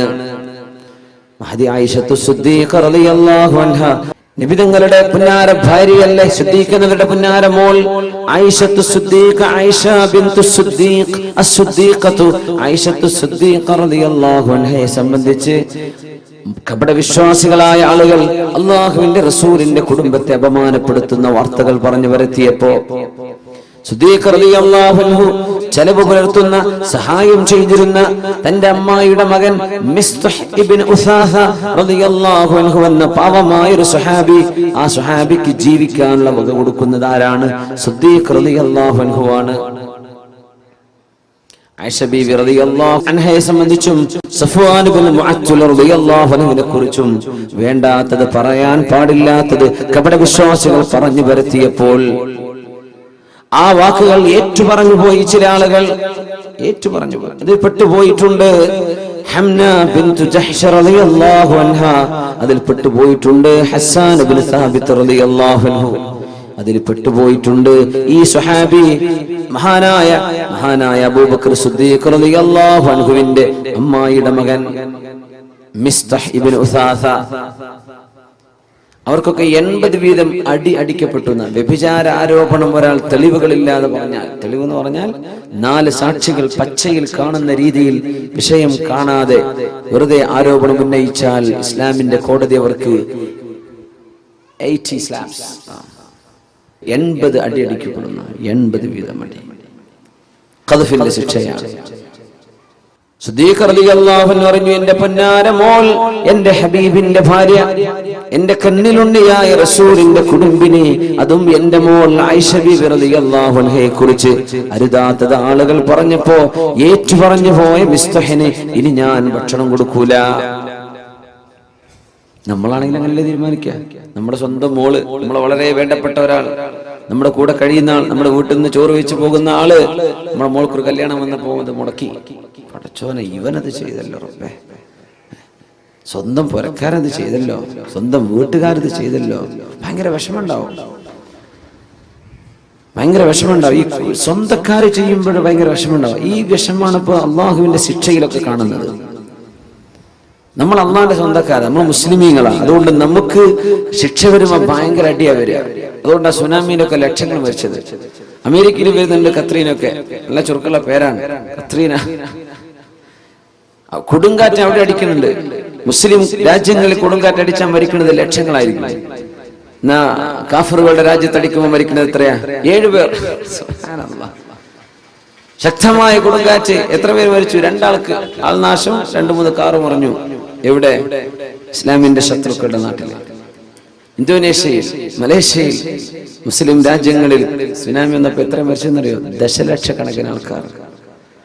അല്ലാമ ഇഖ്ബാൽ ഇതിനെപ്പറ്റി ഇങ്ങനെ ചോദിച്ച ചില വാക്കുകളാണ് ഷിഖ്വ എന്ന് പറഞ്ഞ കാവ്യഖണ്ഡത്തിലുള്ളത്. ഷിഖ്വ, ജവാബെ ഷിഖ്വ, കുല്ലിയാത്ത് ഇഖ്ബാൽ കാണാൻ. എന്താ കുറച്ചുകൂടി ഞങ്ങളെ വല്ലാണ്ട് അടിക്കുന്നത്? ശത്രുക്കൾ അടിക്കുമ്പോൾ ഈ മെല്ലെ അടിക്കുന്നുള്ളൂ, ഞങ്ങളെ വല്ലാണ്ട് അടിക്കുന്നുണ്ടല്ലോ. അത് നമ്മൾ ഈ ഗസയിലൊക്കെ കാണുന്നത്. നിങ്ങൾ ഞാൻ പറഞ്ഞ പോലെ ജീവിക്കുമെന്ന് പറഞ്ഞു നടക്കുന്ന ആൾക്കാരാണ് ശത്രുക്കളെ. അവരെ ഞാൻ കുറച്ചു കാലത്തേക്ക് ഇവിടെ വെക്കുന്നുണ്ട്, അവരെന്റെ അടുത്തേക്ക് വരാനുള്ളവരാ, അവരെ ഞാൻ കൈകാര്യം ചെയ്തോളാം. നിങ്ങൾ എന്റെ ആളുകളാ. സ്വന്തക്കാരിങ്ങനെ ചെയ്യേ, സ്വന്തക്കാരെ നിങ്ങൾ തോന്നിവാസം ചെയ്തെന്നാ വിടൂല. അതാണ് പോലീസുകാരൻ പരിചയമുള്ള ആളാണെങ്കിൽ 4 അടി ഏറെ കിട്ടുമെന്ന് പറയുന്ന പോലെയാണത്. അങ്ങനെയാണ്. നമ്മൾ തെറ്റ് ചെയ്യുമ്പോൾ ഗുരുതരമാണ്. നമ്മളിത് ബോധമുള്ള ആളുകളാണ്, നമ്മളിത് ചെയ്യാൻ പാടില്ല. മഹാനായ സിദ്ദീഖ് റളിയല്ലാഹു അൻഹുവിനെ ബഹുമാനപ്പെട്ടവരുടെ മനസ്സ് വേദനിപ്പിച്ച സംഭവത്തിൽ ബഹുമാനപ്പെട്ടവർ സത്യം ചെയ്തു പറഞ്ഞു, ഞാൻ ഇനി ഒരിക്കലും മിസ്തഹിന് സഹായം ചെയ്യൂല. വിശുദ്ധ ഖുർആൻ ആയത്തിറങ്ങിയില്ലേ, ബിസ്മില്ലാഹിർ റഹ്മാനിർ റഹീം, ولا يأتل أولو الفضل منكم والسعة أن يؤتوا أولي القربى والمساكين والمهاجرين في سبيل الله وليعفوا وليصفحوا ألا تحبون أن يغفر الله لكم والله غفور رحيم. ولا يأتل أولو الفضل منكم والسعة, നിങ്ങളിൽ അല്ലാഹു സൗകര്യങ്ങളും സമ്പത്തും നൽകിയ ആളുകൾ സത്യം ചെയ്ത് പറയരുത്. സ്വന്തം ബന്ധുക്കളെ, മിസ്കീന്മാരെ, അല്ലാഹുവിന്റെ മാർഗത്തിൽ ജിഹാദ് ചെയ്ത, ധർമ്മസമരം ചെയ്ത, ഹിജ്റ ചെയ്ത ആളുകൾക്ക് ഇനി ഞാൻ കൊടുക്കില്ലെന്ന് നിങ്ങൾ പറയല്ലേ. അലാ തുഹിബ്ബൂന അൻ യഗ്ഫിറല്ലാഹു ലക്കും വൽയഅഫൂ വൽയസ്ഫഹൂ, നിങ്ങൾക്ക് മാപ്പ് ചെയ്തു കൊടുത്തൂടെ, എന്നേക്കുമായി പുറത്തു കൊടുത്തൂടെ. അലാ തുഹിബ്ബൂന അൻ യഗ്ഫിറല്ലാഹു ലക്കും, അല്ലാഹു നിങ്ങൾക്ക് പുറത്തു തരാൻ നിങ്ങൾ ഇഷ്ടപ്പെടുന്നില്ലയോ? തങ്ങളുടെ ആയത്തിറങ്ങിയപ്പോ ബലാ, അല്ലാഹുവേ നീ എനിക്ക് പുറത്തു തരണമെന്ന് ഞാൻ കൊതിക്കുന്നു. അല്ലാഹ്, ഈ മിസ്തഹ് എന്റെ ബന്ധുവാണ്, പക്ഷേ എന്നെ വേദനിപ്പിക്കുന്നത് പറഞ്ഞു പോയതിന്റെ പേരിൽ ഞാൻ കൊടുക്കില്ലെന്ന് പറഞ്ഞ് സത്യം ചെയ്ത് പറഞ്ഞ ആ സത്യത്തിന് ഞാൻ പ്രായശ്ചിത്തം ചെയ്യും. സത്യം ചെയ്ത് പ്രയക്കുന്നതിന് പ്രായശ്ചിത്തം വേണമെന്നാണ്. കഫാറത്ത് ചെയ്യണം. കഫാറത്ത് ചെയ്തിട്ട് മിസ്തഹിന് മുമ്പ് കൊടുത്ത പോലെ ഞാൻ തുടർന്നു കൊണ്ടിരിക്കും. എന്തേ കാരണം? ഞാനിത് ചെയ്യുന്നത് അല്ലാഹുവിന് വേണ്ടിയിട്ടാണ്. മിസ്തഹിന്റെ ചിരി കാണാനല്ല, മിസ്തഹിനെ സപ്പോർട്ട് ചെയ്യാനല്ല. ഇതാ റബ്ബ് പഠിപ്പിക്കുന്നത്. ഞാൻ ചെയ്യുന്നത് അല്ലാഹുവിന് വേണ്ടിയാണ്. മുഖ്ലിസീന ലഹുദ്ദീൻ, എന്റെ എല്ലാ സൽക്കർമ്മങ്ങളും എന്റെ റബ്ബിന് വേണ്ടി ഞാൻ കൊടുക്കുകയാണ്. അല്ലാഹുവിന് വേണ്ടി ഞാൻ ചെയ്യാം, അല്ലാഹുവിന് വേണ്ടിയാണ്. പരിശുദ്ധ റസൂലുള്ളാഹി സ്വല്ലല്ലാഹു അലൈഹി വസല്ലം തങ്ങളുടെ ജീവിതത്തിൽ ഇതൊരുപാട് കാണും. നമ്മൾ ചെയ്യുന്ന വിട്ടുവീഴ്ചകൾ അങ്ങനെയാണ്, നമ്മൾ സഹായം ചെയ്യുന്ന അങ്ങനെയാണ്, നമ്മുടെ നോമ്പും സക്കാത്തും ഒക്കെ അതിനാണ്. അല്ലാഹു കൂലി വേറൊന്നും വേണ്ട, ലാഭമൊന്നും വിഷയമല്ല, അല്ലാഹുവിന്റെ അടുത്ത് രക്ഷപ്പെടണം. യൂനുസ് ബിൻ ഉബൈദില്ലാഹി റളിയല്ലാഹു അൻഹുവിന്റെ കടയിൽ നിന്ന് ഒരു തുണി വാങ്ങിപ്പോകുന്ന ഒരു കസ്റ്റമർ, ആ തുണി വാങ്ങിപ്പോകുന്ന സമയത്ത് മഹാനവറുകൾ കച്ചവട സ്ഥാപനത്തിലില്ല, തന്റെ ജ്യേഷ്ഠന്റെ മകൻ ഇരുത്തി പോന്നതാണ്. തുണി കണ്ടപ്പോ ചോദിച്ചു, ബികം ഹാദാ, എത്രക്ക് നിങ്ങൾ വാങ്ങിച്ചത്? അയാൾ പറഞ്ഞു, ബി 400 ദിർഹം, 400 ദിർഹമിനാണ്, 400 വെള്ളി നാണയങ്ങൾക്കാണ്. അന്ന് സ്വർണ്ണ നാണയം വെള്ളി നാണയമാണ്, ദിർഹം വെള്ളിയാണ്, ദീനാർ സ്വർണ്ണമാണ്. 400 ദിർഹം, 400 വെള്ളി നാണയങ്ങൾക്ക്. അവര് പറഞ്ഞു, യാ അല്ലാഹ്, ഇതിനാകെ 200 വിലയുള്ളൂ, നിങ്ങൾ എന്തിനാ 400 കൊടുത്തത്? പഠിച്ചോനെ, എന്റെ നാട്ടിൽ 600 കിട്ടൂല എന്ന് പറഞ്ഞ, എന്റെ നാട്ടിൽ 600 കിട്ടില്ല, പിന്നെ കിട്ടിയത് ലാഭമല്ലേ ഇവിടെ. അദ്ദേഹം പറഞ്ഞു, വാ, ഇല്ലല്ല, ഇതിന് 200 വിലയുള്ളൂ, വാ. പൊന്നാര സഹോദരൻ, നിങ്ങൾ എന്തിനാ എന്നെ പറയുന്നത്? ഇത് എന്റെ കടയിൽ നിന്ന് വാങ്ങിച്ചതാ, വാ എന്ന് പറഞ്ഞു. കൊണ്ടുപോയി ജ്യേഷ്ഠന്റെ മോനോട് ചോദിച്ചു, ചെവിക്കുന്നിക്ക് പിടിച്ചിട്ട് ചോദിച്ചു, എത്രക്ക് അയാൾക്ക് വിറ്റത്? ഞാൻ 400 എന്ന് പറഞ്ഞു. മൂപ്പര് ഓക്കെ എന്ന് പറഞ്ഞു. അത് അല്ലാഹുവിന്റെ അടുത്ത് ഓക്കെ അല്ല, കൊടുക്കുക, ബാക്കി കൊടുക്കുന്ന. സുബ്ഹാനല്ലാഹ്, തിരിച്ചു കൊടുക്കുക പൈസ എന്ന് പറഞ്ഞു. ഇല്ലെങ്കിൽ 400ന്റെ വിലയുള്ള തുണി കൊടുക്കുക. സുബ്ഹാനല്ലാഹ്, എന്റെ കച്ചവടം ചെയ്യുന്നത് അല്ലാഹുവിന് വേണ്ടിയിട്ടാണ്, വേറൊന്നുമല്ല. കച്ചവടം ചെയ്യുന്നത് അല്ലാഹുവിന് വേണ്ടിയിട്ടാണ്. മുഖ്ലിസീന ലഹുദ്ദീൻ. അബൂ അബ്ദുല്ലാഹിൽ ഖയ്യാത്ത് റളിയല്ലാഹു അൻഹു വസ്ത്രങ്ങൾ നെയ്തു കൊടുക്കുന്ന ഒരു ടൈലറാണ്. വസ്ത്രം നെയ്തു കൊടുക്കും. കുറെ കസ്റ്റമേഴ്സ് ഉണ്ടാവും, കുറെ ആളുകൾ ചോദിച്ചു വാങ്ങിച്ചു പോകും. അന്നൊരിക്കൽ വസ്ത്രം വാങ്ങാൻ വേണ്ടി നിത്യം അവരെ സന്ദർശിക്കുന്ന ഒരു ജൂസിയുണ്ട്. ഇറാനിയായ ഒരു പേർഷ്യക്കാരനായ തീ ആരാധിക്കുന്ന അയാൾ വന്നിട്ട് സ്ഥിരം കസ്റ്റമർ, ഒരു കന്തുറ വേണം, അല്ലെങ്കിൽ ഒരു കുപ്പായം വേണം, അത് നെയ്തു കൊടുക്കും, അത് വാങ്ങിച്ചു പോകും, പൈസ കൊടുക്കും, വാങ്ങിച്ചു പോകും. ഒരിക്കൽ അസ്ർ നിസ്കാരത്തിന് പോയപ്പോ സ്വന്തം ശിഷ്യനെ കടയിൽ നിർത്തിയിട്ട് പോയതാണ്. ഇയാൾ വാങ്ങിക്കാൻ വേണ്ടി വന്നു. എന്റെ ഡ്രസ്സ് എവിടെ കൊടുത്തു. ഡ്രസ്സ് കൊടുത്തപ്പോ ഇയാള് തിരിച്ച് പൈസ കൊടുത്തു. കൊടുത്ത പൈസ എന്താണ്? ഫേക്കാണ്, കള്ളനാണയമായിരുന്നു. കള്ളനാണയം, കള്ളനോട്ടെന്നൊക്കെ പറയില്ലേ, അത് കള്ളനാണയമാണ്. അപ്പൊ ഈ ശിഷ്യൻ പറഞ്ഞു, തരൂല, കള്ളനാണയം തരാൻ പറ്റൂല, സാധനം കഥാ പിന്നെ വന്ന് വാങ്ങിച്ചോ എന്ന് പറഞ്ഞയച്ചു. നിസ്കാരം കഴിഞ്ഞ് വന്നപ്പോ മഹാനായ അബൂ അബ്ദുല്ലാഹിൽ ഖയ്യാത്ത് റഹിമഹുല്ലാഹയോട് ശിഷ്യൻ പറഞ്ഞു, ഇങ്ങനെ ഒരാൾ വന്നിരുന്നു, വസ്ത്രം ഞാൻ കൊടുത്തുവിന് തിരിച്ചു മേടിച്ചു. എന്തേ? ആള് കള്ളനാണയം തന്നത്, ഞാൻ വാങ്ങിച്ചില്ല. സൈഫ് എന്ന് അറബിയിൽ പറയാം, മുസയ്യഫ്. എന്തേ സഹോദരങ്ങൾ അത് ചെയ്തത്? പൊന്നു ശിഷ്യ, ഞാനും അയാളും കച്ചവടം നടത്താൻ തുടങ്ങിയിട്ട് 1 വർഷമായിട്ടുണ്ട്. ഈ 1 വർഷത്തിനിടയ്ക്ക് അയാൾ എനിക്ക് തന്ന മുഴുവൻ നാണയം കള്ളനാണയാണ്. അത് ഞാൻ വാങ്ങിച്ചൊരു കിണറ്റിൽ കൊണ്ടുപോയി എറിയല. ഇനി ഇവൻ വേറെ ആരെയും കൊണ്ടുപോയി പറ്റിക്കണ്ട, ഞാനോ പറ്റിക്കപ്പെടുന്നുണ്ട്, ഇനി ഇവൻ വേറെ ആരെ വഞ്ചിക്കരുത് വിചാരിച്ച് ഞാനതെടുത്ത് കിണറ്റിൽ എറിയറാ ചെയ്യാറ്. നീ എന്തിനവരെ പറഞ്ഞ വേറെ ആരെയും കൊണ്ടുപോയി വഞ്ചിക്കൂലേ? സുബ്ഹാനല്ലാഹ്, ഇസ്ലാമിന്റെ സംസ്കാരം എന്നൊക്കെ പറഞ്ഞത് ഈ പാരമ്പര്യമാണ്. ഇങ്ങനെ ചിന്തിച്ചിരുന്നൊരു സമൂഹം. ആരെയും വഞ്ചിച്ചുകൂടാ എന്ന് ചിന്തിക്കുന്ന ഒരു സമൂഹം. എന്തിനായി ചെയ്യുന്നത്? അള്ളാഹുവിൻ്റെ അടുത്ത് പ്രതിഫലം കിട്ടണം. ജനങ്ങളുടെ കയ്യൊഴിയോ ജനങ്ങളുടെ അടുത്ത് കാശ് വാങ്ങി അതൊന്നുമല്ല വേണ്ടത്. ചെയ്യുന്നത് സത്യസന്ധമാണോ, ഞാൻ അള്ളാഹുവിന് വേണ്ടി ചെയ്യാം, ഇത് ചിന്തിക്കുന്ന ആളുകൾ. അങ്ങനെ മാപ്പ് ചെയ്തു കൊടുക്കുന്നവർ, അള്ളാഹുവിന് വേണ്ടി പൊറുക്കലിനെ ചോദിച്ചു കൊടുക്കുന്നവർ. ഇബ്രാഹിം അദ്ദേഹം റളിയല്ലാഹു തആല അൻഹു കുറെ നാൾ ഒരു മരുഭൂമിയിൽ അവരെ കുറെ കാലം അവിടെ താമസിച്ചിട്ടുണ്ട്. ഇബ്രാഹിം അദ്ദേഹം റളിയല്ലാഹു തആല ഇന്നത്തെ സിറിയയുടെ പല ഭാഗങ്ങളിലായിട്ട്, ഈജിപ്തിന്റെ ചില ഭാഗങ്ങളിലൊക്കെ ആയിട്ട് അവർ ജീവിച്ചിട്ടുണ്ട്. അവിടെ ഒരു സൈന്യത്തിൽപ്പെട്ട ഒരാൾ കൂട്ടം തെറ്റിയിട്ട് വന്നു. ഒരു പട്ടാളക്കാരൻ അയാൾ ചോദിച്ചു, ഐനൽ ഉംറാൻ, എവിടെ മനുഷ്യന്മാരൊക്കെയുള്ള സ്ഥലം എവിടെയെന്ന് ചോദിച്ചു. സിറ്റി, നഗരം എവിടെയാണെന്നൊക്കെ ചോദിക്കുന്ന പോലെ, ടൗൺ സെന്റർ ഏതാ വഴിയെന്ന് ചോദിക്കുന്ന പോലെ, ഐനൽ ഉംറാൻ, ജനങ്ങൾ എവിടെയെന്ന് ചോദിച്ചു. അപ്പൊ തൊട്ടപ്പുറത്തൊരു ഖബർസ്ഥാനുണ്ട്. അവിടെ ഉണ്ടല്ലോ എന്നാണ്, കുറെ മനുഷ്യന്മാരുടെ കിടക്കുന്നുണ്ടല്ലോ. ഞാൻ ഇതല്ല ചോദിച്ചത്, ഐനൽ ഉംറാൻ, മനുഷ്യന്മാരെവിടെ? ഇതൊക്കെ മനുഷ്യന്മാരാണല്ലോ. അവർ പറഞ്ഞു, ഏറ്റവും പാഠം പഠിക്കാൻ, കണ്ടുപഠിക്കാൻ പറ്റുന്ന മനുഷ്യന്മാർ ഇവിടെ കിടക്കുന്നവരാ, നീ കണ്ടുപഠിച്ചോന്നാ. ഈ പട്ടാളക്കാരൻ അറിയില്ല ഇത് ഇബ്രാഹിം അദ്ദേഹം എന്ന് പറയുന്ന മഹാമനുഷ്യനാണെന്ന്. ദേശം വന്നിട്ട് ഒരു അടി കൊടുത്തു. തന്റെ കയ്യിലുണ്ടായിരുന്ന ഒരു വടി കൊണ്ട് ആ അടിയിൽ തലയ്ക്കൊരു പൊട്ടുപറ്റി. അവിടെ കടന്നു ബഹുമാനപ്പെട്ടവർ. കടന്നപാട് ദുആ ചെയ്തു, യാ അല്ലാഹ്, ഈ മനുഷ്യന് നീ സ്വർഗം കൊടുക്കണേ പടച്ചോനെ, എന്നെ അടിച്ച മനുഷ്യന് സ്വർഗം കൊടുക്കണേ അല്ലാഹ്. ഇയാള് ഞെട്ടി. എന്താ അടി കൊടുത്തിട്ട് ദ്വാരക്കേ? പിന്നെ ആരോടൊക്കെ ചോദിച്ച് ഇയാൾ വഴി അറിഞ്ഞു ടൗണിലേക്ക് എത്തിയപ്പോൾ കൂടുതലുള്ള പട്ടാളക്കാർ ചോദിച്ചു, എങ്ങനെ വഴി കിട്ടിയത്? ഞാൻ ആകെ കുടുങ്ങിയിരുന്നു. ഞാൻ ഒരാളോട് ചോദിച്ചു, അയാൾ എന്നെ കുറെ സ്വീപ്പാക്കി. വഴി എവിടെ ചോദിച്ചാൽ പള്ളിക്കാട്ടിലേക്ക് കാണിച്ചു. ഞാനൊരു അടി കൊടുത്ത് പോന്നിട്ടുണ്ട്. പടച്ചോനെ, നീ ആ അടിച്ച മനുഷ്യൻ, അവിടെ കണ്ട മനുഷ്യൻ ഇബ്രാഹിം അദ്ദേഹം തങ്ങളാവാൻ സാധ്യതയുണ്ട്. ഞാൻ അവരെയാണോ ഈ ചെയ്തത്? ഓടിച്ചെന്നു, കുതിരയെടുത്ത് ഓടിച്ചെന്ന് ഇതേ സ്ഥലത്ത് ചെന്ന് കിടക്കുമ്പോ കുറെ ശിഷ്യന്മാരൊക്കെ ചെന്ന് പിന്നാലെ. ബഹുമാനപ്പെട്ട ശേഖ് അവരോടുണ്ട്.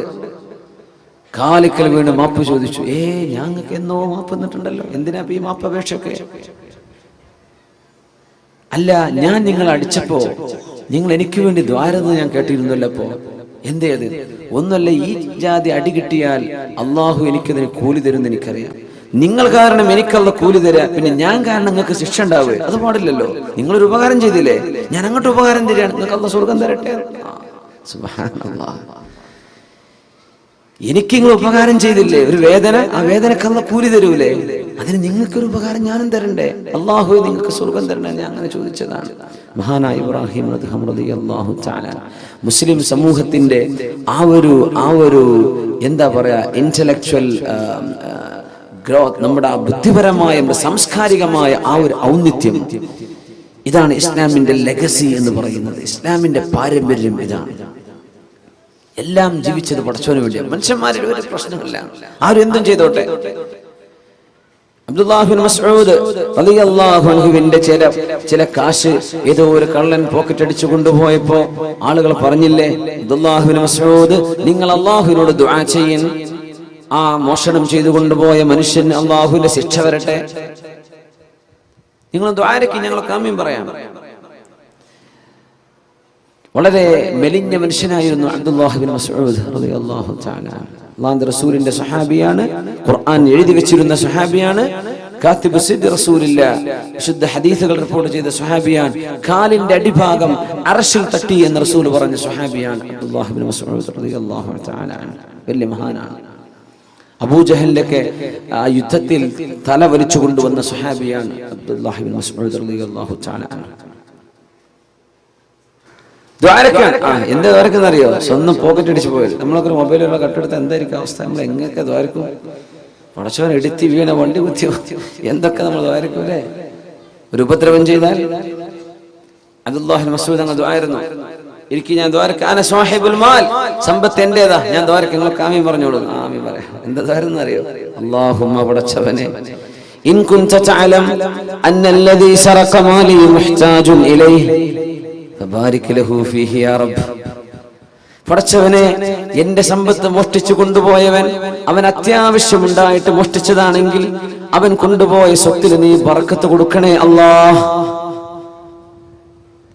ഇനി അവൻ മോഷ്ടിച്ചത് എന്നെ ബുദ്ധിമുട്ടാക്കാൻ വേണ്ടി ചെയ്തതാണ്, അവൻ ആ പൈസയുടെ ആവശ്യമൊന്നും ഉണ്ടായിരുന്നില്ല, അവൻ വെറുതെ ബുദ്ധിമുട്ടാക്കാൻ ചെയ്തതാണെങ്കിൽ ഫജ്അൽഹു ആഖിറ ദംബിൻ യർതകിബുഹു ഫീ ഹഖ്ഖിക യാ അല്ലാഹ്, ഇനി ഒരിക്കൽ മറ്റൊരു തെറ്റ് ചെയ്യാൻ ഒരു അവസരം ഇയാൾക്ക് കൊടുക്കരുത് പടച്ചവനെ, അവനെ നന്നാക്കി കൊടുക്കണമേ. അബ്ദുല്ലാഹി ഇബ്നു മസ്ഊദ് റളിയല്ലാഹു അൻഹു. ഇങ്ങനെയൊക്കെ ചിന്തിക്കാനുള്ള വിശാല മനസ്സ് ഒരു സത്യവിശ്വാസിക്ക് കിട്ടിയപ്പോ ഇഖ്ലാസിൽ ജീവിക്കുമ്പോൾ, അള്ളാഹ്ക്ക് വേണ്ടി ജീവിക്കുമ്പോൾ. മനുഷ്യന്മാര് പലതും പറയും, മനുഷ്യന്മാരുടെ വാക്ക് കേട്ടൊന്നും ജീവിക്കാൻ പറ്റില്ല. ആളുകൾ ഭ്രാന്താക്കും, ഓരോന്ന് പറഞ്ഞിട്ടും ചോദിച്ചിട്ടും. നല്ല നിലയ്ക്ക് ജീവിക്കുന്ന മനുഷ്യൻ അതൊരു വീക്ക്നെസ് ആണ് മനുഷ്യന്മാരെ വിചാരിക്കുക. എപ്പോഴും പറയാറുണ്ട് അങ്ങനെ, സ്ത്രീധനൊന്നും വാങ്ങാതെ കല്യാണം കഴിച്ച അയാൾക്ക് തീരെ വില ഉണ്ടാവില്ല. ആ മരുമോൻ ആ പുരയിലോ കുടുംബത്തിലോ വിലല്ല. ശരിക്കും അയാൾക്കല്ലേ വില കൊടുക്കേണ്ടത്. നമ്മുടെ നാട്ടിൽ അങ്ങനെയാണ്. അവനൊരു സാമർത്ഥ്യമൊന്നുമില്ല, 5 വയസ്സ് വേണ്ടെന്ന് പറഞ്ഞ് കല്യാണം കഴിച്ചതാണ്. സുബ്ഹാനല്ലാഹ്. ഒരു വിഷയം അപ്രീഷിയേറ്റ് ചെയ്യുന്നതിന് പകരം നമ്മൾ എന്ത് ചെയ്യും? നമ്മളതിനെ ആ വിഷയം ശരിക്കും ഒരാളെ ഡിപ്രസ്ഡാക്കി കളയും, നമ്മൾ ഡെസ്പെയർ ആക്കി കളയും. സുബ്ഹാനല്ലാഹ്. നന്മയെ അള്ളാഹുവിന് വേണ്ടി നന്മയെ സ്നേഹിക്കുക. നന്മ നമ്മൾ ഇഷ്ടപ്പെടുന്നത് അള്ളാഹുവിന് വേണ്ടിയാണ്, നന്മ ചെയ്യുന്നത് അള്ളാഹുവിന് വേണ്ടിയാണ്. അള്ളാഹു കബൂൽ ചെയ്യുമാറാകട്ടെ. നിലാവെളിച്ചത്തില് മക്കയിൽ ഒരാൾ ഇങ്ങനെ മല പൊത്തിപ്പിടിച്ച് കയറി പോകുന്നുണ്ട്. അപ്പൊ സിദ്ദീഖ് റളിയല്ലാഹു അൻഹു ആലോചിച്ചു, യാ അല്ലാഹ്, ഈ പാതിരാത്രി ഏത് മനുഷ്യനായി പാറയ്ക്ക് പൊത്തിപ്പിടിച്ച് കയറി പോണത്? ചെന്ന് നോക്കുമ്പോൾ റസൂലുള്ളാഹി തങ്ങളാ സ്വല്ലല്ലാഹു അലൈഹി വസല്ലം. നബി നിങ്ങൾ എങ്ങോട്ടായി പോണത് രാത്രി സമയത്ത്? ഒന്നുമല്ല സിദ്ദീഖ്, ഈ മലയുടെ അപ്പുറത്തെ കുറച്ച് യാത്രക്കാർ വന്ന് വിശ്രമിക്കുന്നുണ്ട് എന്ന് ഞാൻ കേട്ടു. ഒരു യമനിൽ നിന്ന് വരികയാണ്, ഒരു ഷാമിലേക്ക് പോവാണ്, ഫലസ്തീനിലേക്ക് കച്ചവടത്തിന് വേണ്ടി പോവാ. അവര് നാളെ രാവിലെ സ്ഥലം വിടും. അപ്പൊ രാത്രിക്ക് രാത്രി അവിടെ ചെന്നിട്ട് എന്തെങ്കിലും അവർക്ക് ദീൻ പറഞ്ഞു കൊടുക്കാൻ പറ്റിയാലോ? നേരം കൊടുക്കാൻ നിന്ന് അവർ പോയി പോകും. അതുകൊണ്ട് ഞാൻ ചെന്നിട്ട് വല്ലതും പഠിപ്പിച്ചു കൊടുക്കട്ടെ. ആര്? അഷ്റഫുൽ ഖൽഖ് സ്വല്ലല്ലാഹു അലൈഹി വസല്ലം. നിങ്ങളാരും വിളിക്കാതെ വേദ പറയേണ്ട ആൾക്കാരായി വേദ പറയേണ്ടവർ. നിങ്ങളാരും വിളിക്കാതെ, ഒരു സംവിധാനം ഒരുക്കാതെ നിങ്ങളുടെ നാട്ടിലൊക്കെ വന്നിട്ട് കേട്ടോളി അള്ളാന്റെ ദീൻ അലല്ലാഹു അസ്സ വജൽ എന്ന് പറഞ്ഞ് വേദ തുടങ്ങേണ്ട ആൾക്കാരാണ്. നമ്മൾ പള്ളിയിലൊക്കെ അങ്ങനെ നിസ്കാരം കഴിഞ്ഞ് പോകുമ്പോൾ ഉസ്താദ്മാർ വേദ പറയണേ, അപ്പൊ വിളിച്ചിട്ടൊന്നും വന്നതാവില്ല, ആയിക്കോട്ടെ. അങ്ങനെ പോയി വേദ പറയേണ്ടവരാ. അങ്ങനെ നിങ്ങൾക്ക് ദീൻ പഠിപ്പിച്ചു തരേണ്ട ആൾക്കാരാ, പഠിച്ച ആൾക്കാർ. വേദ പറയുന്നവരൊക്കെ അങ്ങനെയാ വേണ്ടത്. പിന്നെ ഇപ്പൊ എന്താ എല്ലാം കോലം കെട്ടിയ കൂട്ടത്തിലേ ഇതിലും വലിയ കോലം കെട്ടൊക്കെ വന്നു എന്നാ തോന്നുന്നത്. നമുക്കിതൊക്കെ വലിയ കലാപരിപാടിയായി മാറിയിട്ടുണ്ട്. ഇപ്പോൾ അള്ളാഹുലേക്ക് അടുക്കാൻ കുറച്ച് ചിന്തകൾ കിട്ടണം, അള്ളാഹുലേക്ക് മനസ്സുകൊണ്ട് അടുക്കണം. ഇതാണ് ഈ വാദിന്റെ ഒക്കെ ലക്ഷ്യം. അത്രേ അതിന് വേണ്ടു, അതതിന് വേണ്ടത്, നമ്മൾ ചെയ്യേണ്ട ബാധ്യതയാണ്. അപ്പൊ അതുകൊണ്ട് നമ്മൾ ചെറിയ വിഷമങ്ങളൊക്കെ സഹിക്കാം. വലിയ വലിയ വിഷമങ്ങളൊക്കെ അള്ളാഹിന്റെ റസൂലും സ്വഹാബികളൊക്കെ സഹിച്ചില്ലേ? നമ്മളൊന്നും അറിഞ്ഞിട്ടില്ലല്ലോ, സാരല്ല, നമുക്ക് മൈക്ക് വെച്ചിട്ടല്ലേ പറയുന്നത്. അന്ന് ഭയങ്കര സൗണ്ട് ഉണ്ടായിരുന്നു. അബ്ബാസ് റളിയല്ലാഹു അൻഹുവിന്റെ ശബ്ദം 2 മൈൽ അപ്പുറത്തേക്ക് കേട്ടിരുന്നതാണ്, ഒരു ആംപ്ലിഫയറും ഒരു മൈക്കും ഇല്ലാതെ. ഏതായാലും അള്ളാഹു കബൂൽ ചെയ്യട്ടെ, അള്ളാഹു സ്വീകരിക്കുമാറാകട്ടെ. ഇല്ലാ ഇബാദകൽ മുഖ്ലസീൻ, അള്ളാഹുവേ നിനക്ക് വേണ്ടി കർമ്മങ്ങൾ ചെയ്യുന്ന ആളുകളെ അവരെ എനിക്ക് പഴപ്പിക്കാൻ പറ്റൂല. ഇബ്ലീസ് പറയാം, നിനക്ക് വേണ്ടി ചെയ്യുന്നവർ. സിദ്ദീഖ് റളിയല്ലാഹു തആല അൻഹു അന്ന് മദീനത്തെ പള്ളിയിൽ അവര് ഖലീഫയായിരുന്ന കാലത്ത് സുബഹി നിസ്കാരം കഴിഞ്ഞാൽ എപ്പോഴും പോകും, പുറത്തു പോകും. ആളുകൾ ഇങ്ങനെ വാച്ച് ചെയ്യും. നമ്മളങ്ങനെയാണല്ലോ, ഒരാൾ ഒരു സ്ഥാനത്തേക്ക് എത്തിക്കഴിഞ്ഞാൽ പിന്നെ നമ്മളിങ്ങനെ ആളെ വാച്ച് ചെയ്യാൻ തുടങ്ങും. ഇവരെന്താ എടുക്കുന്നത്, എന്താ പറയുന്നത്, എവിടെയാ പോകുന്നത്, എന്താ വാഹനം, എന്താ പോരാ, എന്താ നാട്, ഇതൊക്കെ നമ്മൾ വാച്ച് ചെയ്യും ഒരാളെ. സ്വാഭാവികമാണ്. അറിയപ്പെട്ടു തുടങ്ങുമ്പോൾ അങ്ങനെ തുടങ്ങുന്ന ആൾക്കാരിങ്ങനെ മനുഷ്യന്മാരുടെ സ്വകാര്യതകൾ അന്വേഷിക്കാൻ തുടങ്ങും. അതിന്റെ ആവശ്യമില്ല, വേദോട്ട് പോയാൽ മതിയാവും. പക്ഷേ സ്വകാര്യതകളിലേക്ക് എത്തിപ്പെടാൻ മനുഷ്യനൊരു ക്യൂരിയോസിറ്റി ഉണ്ടാവുന്ന. സിദ്ദീഖ് തങ്ങൾ എങ്ങോട്ടായി പോകുന്നത് എന്നറിയാൻ വലിയ ജിജ്ഞാസയുണ്ടായി, വലിയ ഒരു ക്യൂരിയോസിറ്റി ഉണ്ടായി. മഹാനായ ഉമർ ഫാറൂഖ് റളിയല്ലാഹു അൻഹു, ബഹുമാനപ്പെട്ട ഉമർ തങ്ങൾ അന്ന് തീരുമാനിച്ചു, നാളെ സിദ്ദീഖ് തങ്ങൾ പോകുമ്പോൾ സിദ്ദീഖ് റളിയല്ലാഹു അൻഹു അറിയാതെ ഫോളോ ചെയ്യണം. എങ്ങോട്ടാ പോണത് എന്നറിയാൻ. അങ്ങനെ രാവിലെ പോയി നോക്കുമ്പോ സിദ്ദീഖ് റളിയല്ലാഹു അൻഹു മദീനത്തെ പള്ളിയിൽ നിന്ന് പുറത്തിറങ്ങി അങ്ങനെ നടക്കുന്നുണ്ട്. ആ വെളിച്ചം വരുന്നതിന്റെ മുമ്പ് ഒരേ നടത്തം. നടന്ന് ഒരുപാട് ദൂരം എത്തിയപ്പോ ഏതോ മരത്തിന്റെയും പാറിന്റെ ഒക്കെ മറ പിടിച്ച് ഉമർ തങ്ങൾ കുറെ ദൂരത്തുകൂടെ സിദ്ദീഖ് തങ്ങൾ കാണാതെ പിന്നാലെ പോകുന്നുണ്ട്. എങ്ങോട്ടാണ് ഈ പോകുന്നത് എന്ന് ചെന്ന് നോക്കുമ്പോൾ ഒരു ചെറിയ പുരയിലേക്ക്, ഒരു ചെറിയ കൊച്ചു വീട്, ഒരു ഹട്ട്, ചെറിയ വീട്. 1 മണിക്കൂർ സമയം കഴിഞ്ഞപ്പോ പുറത്തിറങ്ങി വന്നു, തിരിച്ചു മദീനത്തേക്ക് പോകുന്നുണ്ട്. ഉമർ തങ്ങൾ ഒളിച്ചിരുന്നതാണ്. അങ്ങനെ കുറച്ചു നേരം കഴിഞ്ഞ് അവിടെ ചെന്ന് ചോദിച്ചു വീട്ടുകാരോട്, അസ്സലാമു അലൈക്കും, വീട്ടിൽ നിന്ന് വൃദ്ധയായൊരു ഉമ്മൂമ്മ, അലൈക്കും സലാം, വാതിൽ തുറന്നു കൊടുത്തു. നോക്കുമ്പോ ഈ ഉമ്മാക്ക് കണ്ണ് കാണൂല. കണ്ണ് കാണാത്തൊരു ഉമ്മയാണ്. ആരെ ചെയ്യുന്നറിയോ? രാജ്യത്തിന്റെ പ്രധാനമന്ത്രി എന്നൊക്കെ പറയുന്ന പവറിലിരിക്കുന്ന അബൂബക്കർ സിദ്ദീഖ് റളിയല്ലാഹു അൻഹു, പ്രസിഡന്റ് ഓഫ് ദ കൺട്രി. അത്രയും വലിയ സ്ഥാനമാണ് അന്ന് ഖലീഫ. ആ ഖലീഫ ഒരു കരിമ്പൂച്ചകളോ ഒരു സെക്യൂരിറ്റിയോ ആരില്ലാതെ ഒറ്റയ്ക്ക് പോയിട്ട് ചെയ്തു വന്നൊരു കർമ്മം അമൃതങ്ങൾ കണ്ടുപിടിച്ചതാണ്. ഇത് നിങ്ങൾ ആരോടും പറഞ്ഞിട്ടില്ല. ഉമ്മ, ഇവിടെ വന്നു പോയ ആളാരെങ്കിലും അറിയോ? ഇല്ല മോനെ, എനിക്കറിയൂല. ആളെ പേര് എനിക്കറിയൂല, പറഞ്ഞു തന്നിട്ടില്ല. ആളിപ്പോ എന്താ ഇവിടെ വന്ന് ചെയ്തത്? അയാൾ എന്നും വരും, രാവിലെ എന്റെ വീട് നടിച്ചു വരും, വൃത്തിയാക്കും, എന്റെ ആടിനെ പാല് കറന്ന് എനിക്ക് കുടിക്കാനുള്ള പാലും രാവിലത്തെ ഭക്ഷണം ഉണ്ടാക്കി വെച്ചിട്ട് പോകും. എത്ര കാലമായി? കുറെ വർഷമായി ചെയ്യാൻ തുടങ്ങിയിട്ട്. നിങ്ങൾക്ക് അറിയോ? എനിക്ക് ആളറിയില്ല. പൊട്ടിക്കരഞ്ഞോളൂ ഫാറൂഖ് റളിയല്ലാഹു അൻഹു. ആരാണ് ഈ പണി ചെയ്തത്? നമ്മുടെ ഒരു പഞ്ചായത്തിന്റെ വാർഡ് മെമ്പർ ഈ പണി ചെയ്യും. ഇങ്ങനെ ആരും ഇപ്പോൾ മിനിമം 4 ഫോട്ടോഗ്രാഫറൊപ്പം കൊണ്ടുപോലും നമ്മൾ. ഇവിടെ മെമ്പർമാരുണ്ടോ എന്ന് എനിക്കറിയില്ലേ, ഞാൻ വെറുതെ പറയാനേ. അല്ല, അങ്ങനെ നമ്മളൊരു ചെറിയ ചെടി നടുകയാണ്. ഒരു ചെറിയ ചെടിയുടെ അതിങ്ങനെ പിടിച്ചിട്ട് അപ്പതാ മന്ത്രി നടുന്നു. മന്ത്രി നട്ടിട്ടുണ്ടാവില്ല, അത് പിടിച്ചിട്ടേ ഉണ്ടാവുള്ളൂ. മന്ത്രി കൊടുത്ത് അപ്പതാൻ അടുത്ത കൊടുത്ത് വെച്ചിട്ടോ എന്ന് പറഞ്ഞ് പോയിട്ടുണ്ടാവും. നമ്മളെന്താ ഫോട്ടോ ചെയ്യുക? മന്ത്രി ഇതാ എന്താണ് ഇന്നാലിന്റെ കർമ്മങ്ങൾ ഒന്നും ചെയ്യാ. നമ്മൾ ചെയ്യാത്തതൊക്കെ ചെയ്തു എന്ന് പറഞ്ഞു കേൾക്കുന്നവർ വലിയ ശിക്ഷ ഉണ്ടാവുന്ന. ഇന്ന് ഇതാണ്. അന്ന് ഒരുപാട് വലിയ കാര്യം ചെയ്തു, ആരും അറിയണ്ട. എന്തേ? ഇത് അല്ലാഹു അറിഞ്ഞാൽ മതി. മിനിമം ആ ഉമ്മയോട് പറയൂലേ, ഇന്ന ആള്, ഇത് ഞാനാണ്, ആളെ പരിചയം. അതുപോലും ചെയ്തില്ല സിദ്ദീഖ് റളിയല്ലാഹു അൻഹു. ഖലീഫയാകുന്നതിന് മുമ്പേ ചെയ്തിട്ടുണ്ട്. ഖലീഫ, അതിനർത്ഥം എന്താണെന്നറിയോ? നമ്മളും അള്ളാഹുവും മാത്രം അറിയുന്ന ചില സർക്കൽമങ്ങൾ വേണം. നമ്മളും പഠിച്ചവനും മാത്രം അറിഞ്ഞാൽ മതി. ഒരു മഹാൻ 40 വർഷം സുന്നത്ത് നോമ്പെടുത്തിട്ട് പുരക്കാർ അറിഞ്ഞിട്ടില്ല. 40 വർഷം കച്ചവടക്കാരനായിരുന്നു. കച്ചവടത്തിന് പോകുമ്പോ വീട്ടിൽ നിന്ന് ടിഫിൻ, അതിന്റെ ഭക്ഷണം പാകം ചെയ്ത് കൊണ്ടുപോകും. ഭാര്യ എന്ത് ചെയ്യും? ഉച്ചക്കുള്ള ഭക്ഷണം കൊടുത്തയക്കും. പിന്നെ രാത്രി മഗ്‌രിബ് കഴിഞ്ഞാൽ സ്ട്രീറ്റ് ലൈറ്റ് ഒന്നും ഇല്ലല്ലോ, ബൾബൊന്നും ഇല്ലല്ലോ. സൂര്യാസ്തമിച്ചാൽ കട അടച്ചു തിരിച്ചു പോകും. മഗ്‌രിബ് ആകുമ്പോൾ വരേക്ക് എത്തും. ഇയാൾക്ക് ഒന്നിടവിട്ട ദിവസങ്ങൾ സുന്നത്ത് നോമ്പായിരുന്നു. ഒന്നിടവിട്ട ദിവസം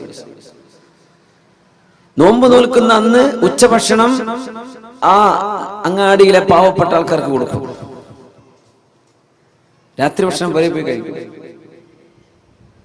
സുബ്ഹാനല്ലാഹ്, നോമ്പില്ലാത്തന്ന് അദ്ദേഹം കഴിക്കും. ഇങ്ങനെ 40 വർഷം കഴിഞ്ഞ് മരിക്കുമ്പോഴാണ് അറിയുന്നത് ഇയാൾ 40 വർഷം ഒന്നിടവിട്ട് സുന്നത്ത് നോമ്പ് നോറ്റിരുന്ന മനുഷ്യനാണ്. റമദാൻ മുഴുവൻ നോക്കും, റമദാൻ കഴിഞ്ഞാൽ ഒന്നിടവിട്ട് ആൾട്ടർനേറ്റീവായിട്ട് ഒരു ദിവസം നോമ്പെടുക്കും. പിന്നെ ഇഫ്തിർ യൗമൻ വയസൂമു യൗമൻ, സൗമു ദാവൂദ് നബി അലൈഹിസ്സലാമിന്റെ നോമ്പ് അങ്ങനെയായിരുന്നു. അങ്ങനെ നോമ്പെടുത്തത് പുരക്കാരോ ഭാര്യ വിചാരിക്കും ഭക്ഷണം കഴിച്ചിട്ടുണ്ടാവും. പിന്നെ രാത്രി വന്നിട്ട് ഭക്ഷണം കഴിക്കുന്നുണ്ട്. രാത്രി ഭക്ഷണം ഇയാൾ നോമ്പ് തുറക്കുകയാണ്. അങ്ങനെ സ്വകാര്യമായി ചെയ്യുന്ന നന്മകൾ നമുക്കിത് നഷ്ടപ്പെട്ടുകൊണ്ടിരിക്കുന്നതും ഇതാണ്. നമ്മൾ 4 ആളെ അറിയിക്കുകയാണ്. ഈ അറിയിപ്പ് നമുക്ക് നാളെ നഷ്ടപ്പെടുത്തും. നമ്മുടെ അമലുകളൊക്കെ നമ്മൾ ചെയ്യുന്നുണ്ട്, 4 ആൾ അറിഞ്ഞു, അത് വിഷയമല്ല. അബൂ ഹുറൈറ റളിയല്ലാഹു അൻഹു ചോദിച്ചു, നബിയെ, ഞാൻ ഒറ്റക്ക് പള്ളിയിൽ ഒറ്റക്ക് നിസ്കരിക്കുമ്പോ സുന്നത്ത് നിസ്കരിക്കുകയാണ്. ജുമുഅയോ ജമാഅത്തോ നടക്കുന്ന സമയമല്ല. ഞാൻ നിസ്കരിക്കുമ്പോ ഞാൻ അള്ളാഹുക്ക് വേണ്ടി മാത്രം നിസ്കരിച്ചതാ നബിയെ. പക്ഷെ ഒരാൾ അവിടെ കടന്നു വന്നപ്പോ എന്റെ മനസ്സിൽ എന്തോ ഒരു സന്തോഷം തോന്നി. അദ്ദേഹം കണ്ടിട്ടുണ്ടല്ലോ, എന്റെ നിസ്കാരം സ്വീകരിക്കപ്പെട്ടിട്ടുണ്ടോ നബിയെ? മഹാനായ അബൂ ഹുറൈറ റളിയല്ലാഹു തആല നബി തങ്ങൾ പറഞ്ഞ, അബൂ ഹുറൈറ, മനസ്സിന്റെ ഉദ്ദേശം അതായിരുന്നില്ലല്ലോ. ലക അജ്റുൽ ഇലൻ അജ്റുൽ ഇലനി വ അജ്റു സിർ, നിങ്ങൾ രഹസ്യമാക്കി ചെയ്തതിന്റെ കൂലിയും നിങ്ങളുടെ കർമ്മം പരസ്യമായതിന്റെ കൂലിയും അല്ലാഹു നിങ്ങൾക്ക് തരും. എന്തേ കാരണം എന്നറിയോ? അവർ ചിന്തിച്ചത് മറ്റുള്ളവർ കാണാൻ വേണ്ടിയല്ല, നിസ്കരിച്ചത്. ഇപ്പൊ നമ്മുടെ ഇബാദത്തുകൾ പ്രത്യക്ഷത്തിൽ കാണുമ്പോൾ ഒന്നും ഉണ്ടാവില്ല, ആയിക്കോട്ടെ മതി. നമ്മൾ ആരെയും കാണിക്കണ്ട. മനസ്സിന്റെ ഉള്ളിലെ ശുദ്ധത കൊണ്ട് അല്ലാഹു തആല സ്വർഗ്ഗം കൊടുക്കും ചിലർക്ക്. അങ്ങനെയാണ് ഹബീബ് പറഞ്ഞു സല്ലല്ലാഹു അലൈഹി വസല്ലം, മദീനത്തെ പള്ളിയിൽ ഇരിക്കുമ്പോൾ യദ്ഖുലു അലൈക്കും റജുലുൻ മിൻ അഹ്ലിൽ ജന്ന, സ്വർഗ്ഗത്തിലേക്ക് പോകുന്ന ഒരു മഹാമനുഷ്യൻ നിങ്ങളുടെ സദസ്സിലേക്ക് വരാനിരിക്കുന്നുണ്ട് കേട്ടോ. ആ മനുഷ്യന്റെ ഇടത് കൈയിൽ 2 ചെരുപ്പുകൾ ഉണ്ടാകും, ഇടത് കൈയിൽ 2 ചെരുപ്പുകൾ വെച്ച് നിങ്ങളുടെ സദസ്സിലേക്ക് വരുന്ന ആ മനുഷ്യൻ സ്വർഗത്തിലാണെന്ന് റസൂലുള്ളാഹി സ്വല്ലല്ലാഹു അലൈഹി വസല്ലം. സ്വഹാബികളൊക്കെ നോക്കി ആരാ വരാൻ പോണത്? നോക്കുമ്പോൾ ഒരു സാധുവായ മനുഷ്യൻ വന്നു. 2 ചെരുപ്പ് ഇതേപോലെ ചെരുപ്പ് ഇടത് കയ്യിൽ പിടിച്ചിട്ട് വന്നു. സ്വഹീഹായ ഹദീസ്. അവിടെ വന്നിരുന്നു. ആരൊന്നും പറഞ്ഞു, നബി തങ്ങൾ പറഞ്ഞതുമില്ല. തങ്ങൾ വരുന്നതിന് മുമ്പ് പറഞ്ഞു. അതും വലിയൊരു വിഷയമാണ്. നമ്മൾ ഈ യോഗങ്ങളും ഈ സ്റ്റേജ് കിട്ടുമ്പോൾ ആൾക്കാരെ ഇരുത്തിയിട്ട് പറയാൻ പാടില്ല. ആള് വരുന്നതിന്റെ മുമ്പൊക്കെ പറയാനുള്ള വേണമെങ്കിൽ പറഞ്ഞോളി. ആളെ ഇരുത്തിയിട്ട് പറയരുത്. ഒന്നുമില്ല, ഈ കേൾക്കുന്ന മനുഷ്യന് തോന്നൂല, ഞാൻ തിരക്കിടില്ലല്ലോ. അത് തോന്നുന്നത് കിബറാണ്, അഹങ്കാരം എന്നതിന്റെ പേര്. ഇപ്പൊ മൈക്കിലൊക്കെ പറയുമ്പോൾ സ്വാഗതമൊക്കെ പറയുന്ന സമയത്തൊക്കെ വല്ലാണ്ട് പുകഴ്ത്തി പറയരുത്. വല്ലാണ്ട് നല്ല തീരെ പുകഴ്ത്തി പറയരുത്. ഇല്ലാത്ത സമയത്ത് വേണമെങ്കിൽ പറയാം, ആള് കേൾക്കാത്ത സമയത്ത്. അങ്ങനെ പറയേണ്ട ഉദ്ദേശം നമ്മളങ്ങനെ പറയാം.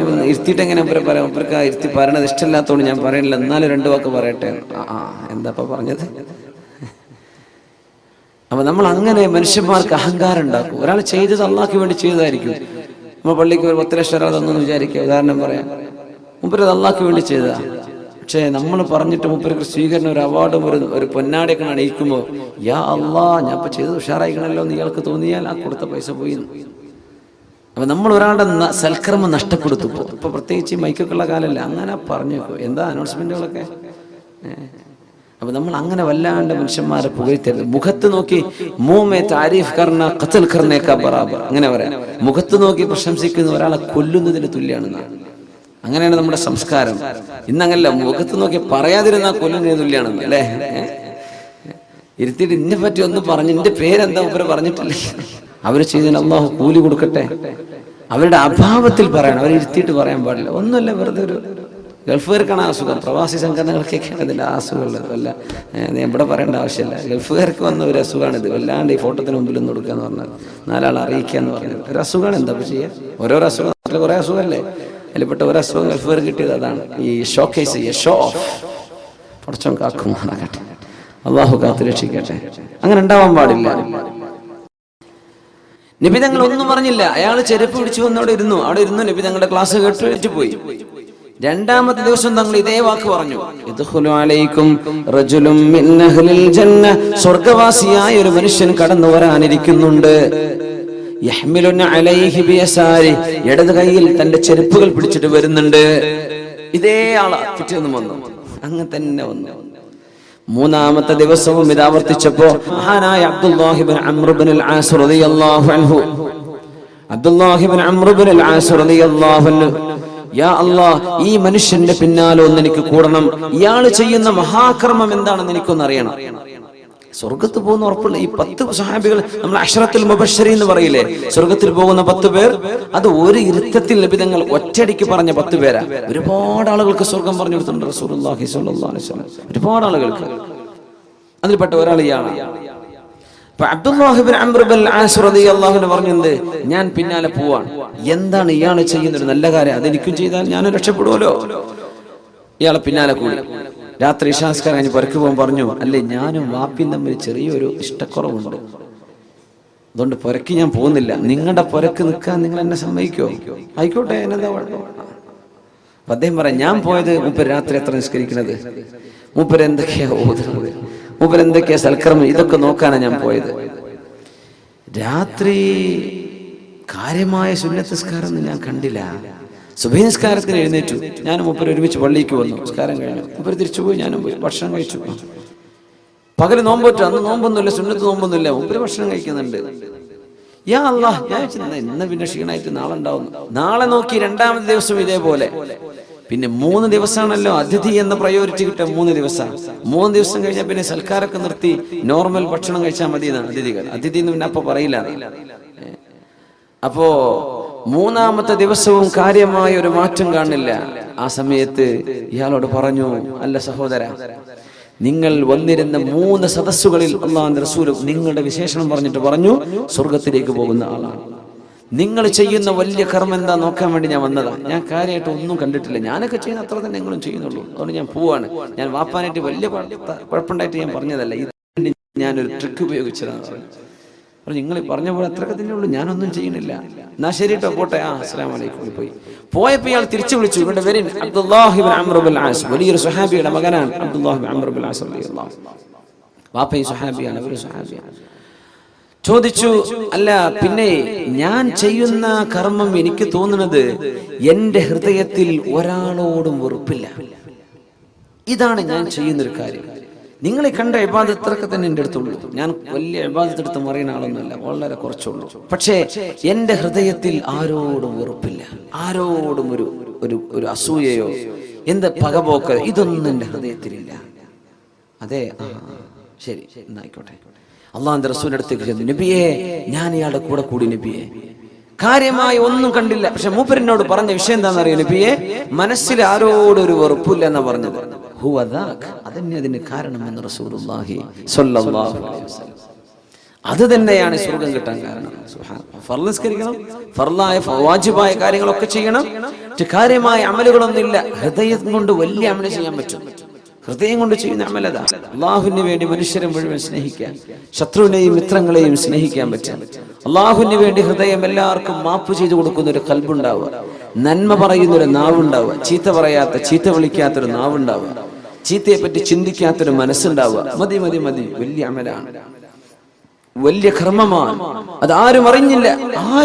ഈ സ്വഹാബി കൂടെ ചെന്ന് പുരയിൽ കിടന്നുറങ്ങി 3 ദിവസം താമസിച്ചു വന്നപ്പോഴാണ് മനസ്സിലായത് ഇയാൾ ഒന്നും ചെയ്തിട്ടില്ല. പക്ഷെ അയാൾക്ക് സ്വർഗമുണ്ടെന്ന് പരിശുദ്ധ റസൂലുള്ളാഹി സ്വല്ലല്ലാഹു അലൈഹി വസല്ലം. സിദ്ദീഖ് റളിയല്ലാഹു അൻഹു ഈ ഉമ്മൂമാക്ക് ചെയ്തു കൊടുത്ത സേവനം കണ്ടപ്പോ അവിടെ വെച്ച് പൊട്ടിക്കരഞ്ഞിട്ട് ഉമർ തങ്ങൾ പറഞ്ഞതാ, ഇനി ഒരിക്കൽ ഞാൻ ഇതുപോലെ ആരും അറിയാതെ ഒരു നന്മ എനിക്ക് അല്ലാഹുവിന് വേണ്ടി ചെയ്തു കൊടുക്കണം, എനിക്കും ഇങ്ങനെ ചെയ്യണല്ലോ. സിദ്ദീഖ് റളിയല്ലാഹു അൻഹുവിന്റെ കാലശേഷം ഖലീഫയായ ഉമർ ഫാറൂഖ് റളിയല്ലാഹു അൻഹു. ഈ ഖലീഫയാവുന്നത് വലിയ രസമാണ്. സിദ്ദീഖ് റളിയല്ലാഹു തആല അൻഹു ഖലീഫയായി തെരഞ്ഞെടുക്കപ്പെടുകയാണ്. അല്ലാഹുവിന്റെ ഹബീബ് വഫാത്തായപ്പോ അല്ലേ സ്വല്ലല്ലാഹു അലൈഹി വസല്ലം. തങ്ങളുടെ മയ്യിത്ത് പോലും ഭൂമി ലോകത്ത് മറവ് ചെയ്യാതെ 3 ദിവസം നിർത്തിയിട്ടുണ്ട്. 3 ദിവസം എംബാം ചെയ്തിട്ടല്ല, പക്ഷെ ആ ശരീരത്തിന് സുഗന്ധം ഇങ്ങനെ വന്നുകൊണ്ടിരുന്നത് 3 ദിവസം. ഈ തെരഞ്ഞെടുപ്പ് ആരെയാണ് ഖലീഫയാക്കേണ്ടതെന്ന് ആ തെരഞ്ഞെടുപ്പ് കഴിയുന്നത് വരെ എന്ന് പറഞ്ഞാൽ അള്ളാഹുവിന്റെ റസൂലാണ് ഇതുവരെ ഭൂമിയിലെ ഖലീഫ. ഇനി നബി തങ്ങൾ ഭൂമിന്റെ മുകളിൽ നിന്ന് ഉള്ളിലേക്ക് പോവാണ്. അതുകൊണ്ട് അടുത്ത ഒരാൾ, നമ്മുടെ അഡ്ഹോ കമ്മിറ്റി എന്നൊക്കെ പറയില്ലേ, അടുത്ത ഒരാളെ തെരഞ്ഞെടുക്കപ്പെടുന്നവരെ റസൂലുള്ളാഹിന്റെ ഭൗതിക ശരീരം മേലെ തന്നെ നിന്നോട്ടെ, മറവ് ചെയ്യണ്ട എന്ന് സ്വഹാബത്തിന് അള്ളാഹു തോന്നിപ്പിച്ചു കൊടുത്തതാണ്. അങ്ങനെ നിർത്തി തെരഞ്ഞെടുപ്പുണ്ടായ ഒരു വലിയ രസമുണ്ട്. ഉമർ റളിയല്ലാഹു തആല അൻഹുവിനോട് സിദ്ദീഖ് തങ്ങൾ പറഞ്ഞു, യാ ഉമർ, കൈ നീട്ടി എന്ന് പറഞ്ഞു. കൈ നീട്ടെന്ന് പറഞ്ഞാൽ നിങ്ങൾക്ക് വോട്ട് ചെയ്യാണ്, നിങ്ങൾക്ക് ഞാൻ ബൈഅത്ത് ചെയ്യാൻ. എന്തേ അബൂബക്കർ? ഉമർ, നിങ്ങളുടെ ഈ ഉമ്മത്തിന്റെ നേതൃത്വം നിങ്ങൾ ഏറ്റെടുക്കണം. ഉമർ, ഞാൻ പറ്റൂല, എന്നെ കൊണ്ട് പറ്റൂല, ഞാനത് ചെയ്യൂല. ഞാനോ? അങ്ങോട്ടും ഇങ്ങോട്ടും പറഞ്ഞു നോക്കണം. ഉമർ തങ്ങൾ പറഞ്ഞു, സിദ്ദീഖ്, നിങ്ങൾ കൈ നീട്ടി, നിങ്ങളാണ് ഖലീഫയാവേണ്ടത്, നിങ്ങൾ കൈതരി, ഞങ്ങൾ എല്ലാവരും ബൈഅത്ത് ചെയ്യാണ്, നിങ്ങളാണ് ഖലീഫ, കൈ നീട്ടി എന്ന് പറഞ്ഞു. ഉമറേ, ഇസ്ലാമിലേക്ക് നിങ്ങൾ വന്നതിന്റെ ശേഷം ഈ ഒരു മണ്ടത്തരമല്ലാതെ വേറൊരു മണ്ടത്തരങ്ങളൊന്നും ഞാൻ കണ്ടിട്ടില്ലല്ലോ. സിദ്ദീഖ് റളിയല്ലാഹു അൻഹു, ഇന്നെ തെരഞ്ഞെടുക്കാൻ നിങ്ങൾ കൈതരിയാണ്. നമ്മളൊക്കെ എങ്ങനെ പറയാം, ഞാൻ തന്നെയല്ലേ സ്ഥാനാർത്ഥിയാവേണ്ടത്, എന്നെ തന്നെയല്ലേ ആക്കേണ്ടത്, അല്ലാഹ് ഞാൻ റെഡിയാണ്. അവര് പറയാം, എന്നെ ആക്കല്ലേ, ഞാനില്ല, എന്നെ പറ്റൂല. സിദ്ദീഖ് തങ്ങൾ പറയാം, ഉമറേ, മാ റഅയ്തു മിൻക ലഹ്ഫതൻ ഗൈറ ഹാദാ, ഇതല്ലാത്ത ഒരു വേണ്ടാത്തരം, നിങ്ങളൊരു മണ്ടത്തരം ചെയ്തെന്റെ കണ്ണുകൊണ്ട് ഇതല്ലാത്ത ഞാൻ കണ്ടിട്ടില്ല ഉമറേ. സിദ്ദീഖ് റളിയല്ലാഹു അൻഹു, നിന്റെ കൈ പിടിച്ച് ഞാൻ ഖലീഫാണെന്ന് നിങ്ങൾ പറയേ. പറ്റില്ല അബൂബക്കർ, നിങ്ങളാവേ പറ്റൂ, നിങ്ങളാവണം, നിങ്ങൾക്ക് അല്ലാഹു അതിന് കരുത്ത് തരും. ഉമറേ, നിങ്ങളുടെ ഈ വാക്കുകളും നിങ്ങളുടെ പ്രാർത്ഥനയുമാണ് എന്റെ കരുത്ത് കേട്ടോ. അങ്ങനെയാണെങ്കിൽ നിങ്ങൾ എല്ലാവരും തീരുമാനിക്കുകയാണെങ്കിൽ ഞാനത് ഏറ്റെടുക്കാം, പക്ഷെ എന്റെ കരുത്ത് നിങ്ങളാണ് എന്ന് പറഞ്ഞ് ഖലീഫ സ്ഥാനത്തേക്ക് വന്ന മഹാനാണ് അബൂബക്കർ സിദ്ദീഖ് റളിയല്ലാഹു തആല. അപ്പോൾ ഉമർ ഫാറൂഖ് റളിയല്ലാഹു തആല അൻഹു പറഞ്ഞത്, ഇനി എന്റെ ജീവിതത്തിൽ ആരും അറിയാത്ത ഒരു നന്മ ഞാനും അല്ലാഹു മാത്രം അറിഞ്ഞെന്ന് ചെയ്തേക്കും. അങ്ങനെ മദീനയിൽ ഊരു ചുറ്റുന്ന സമയം മഹാനായ ഉമർ ഫാറൂഖ് റളിയല്ലാഹു തആല അവിടെ ഒരു സ്ട്രാൻഡഡ് ട്രാവലർ, യാത്ര തുടരാൻ പറ്റാതെ വിഷമിച്ചു പോയ ഒരു യാത്രാ സംഘം ഒരു ഫയർ ഇങ്ങനെ കണ്ടു, ഒരു ചെറു തീ. അടുത്തേക്ക് വന്നപ്പോ ഒരു വാപ്പ വിളക്ക് കത്തിച്ച് ഒരു പാത്രം വെറുതെ വെള്ളം തിളപ്പിക്കുന്നുണ്ട്. ചോദിച്ചു, എന്തേ?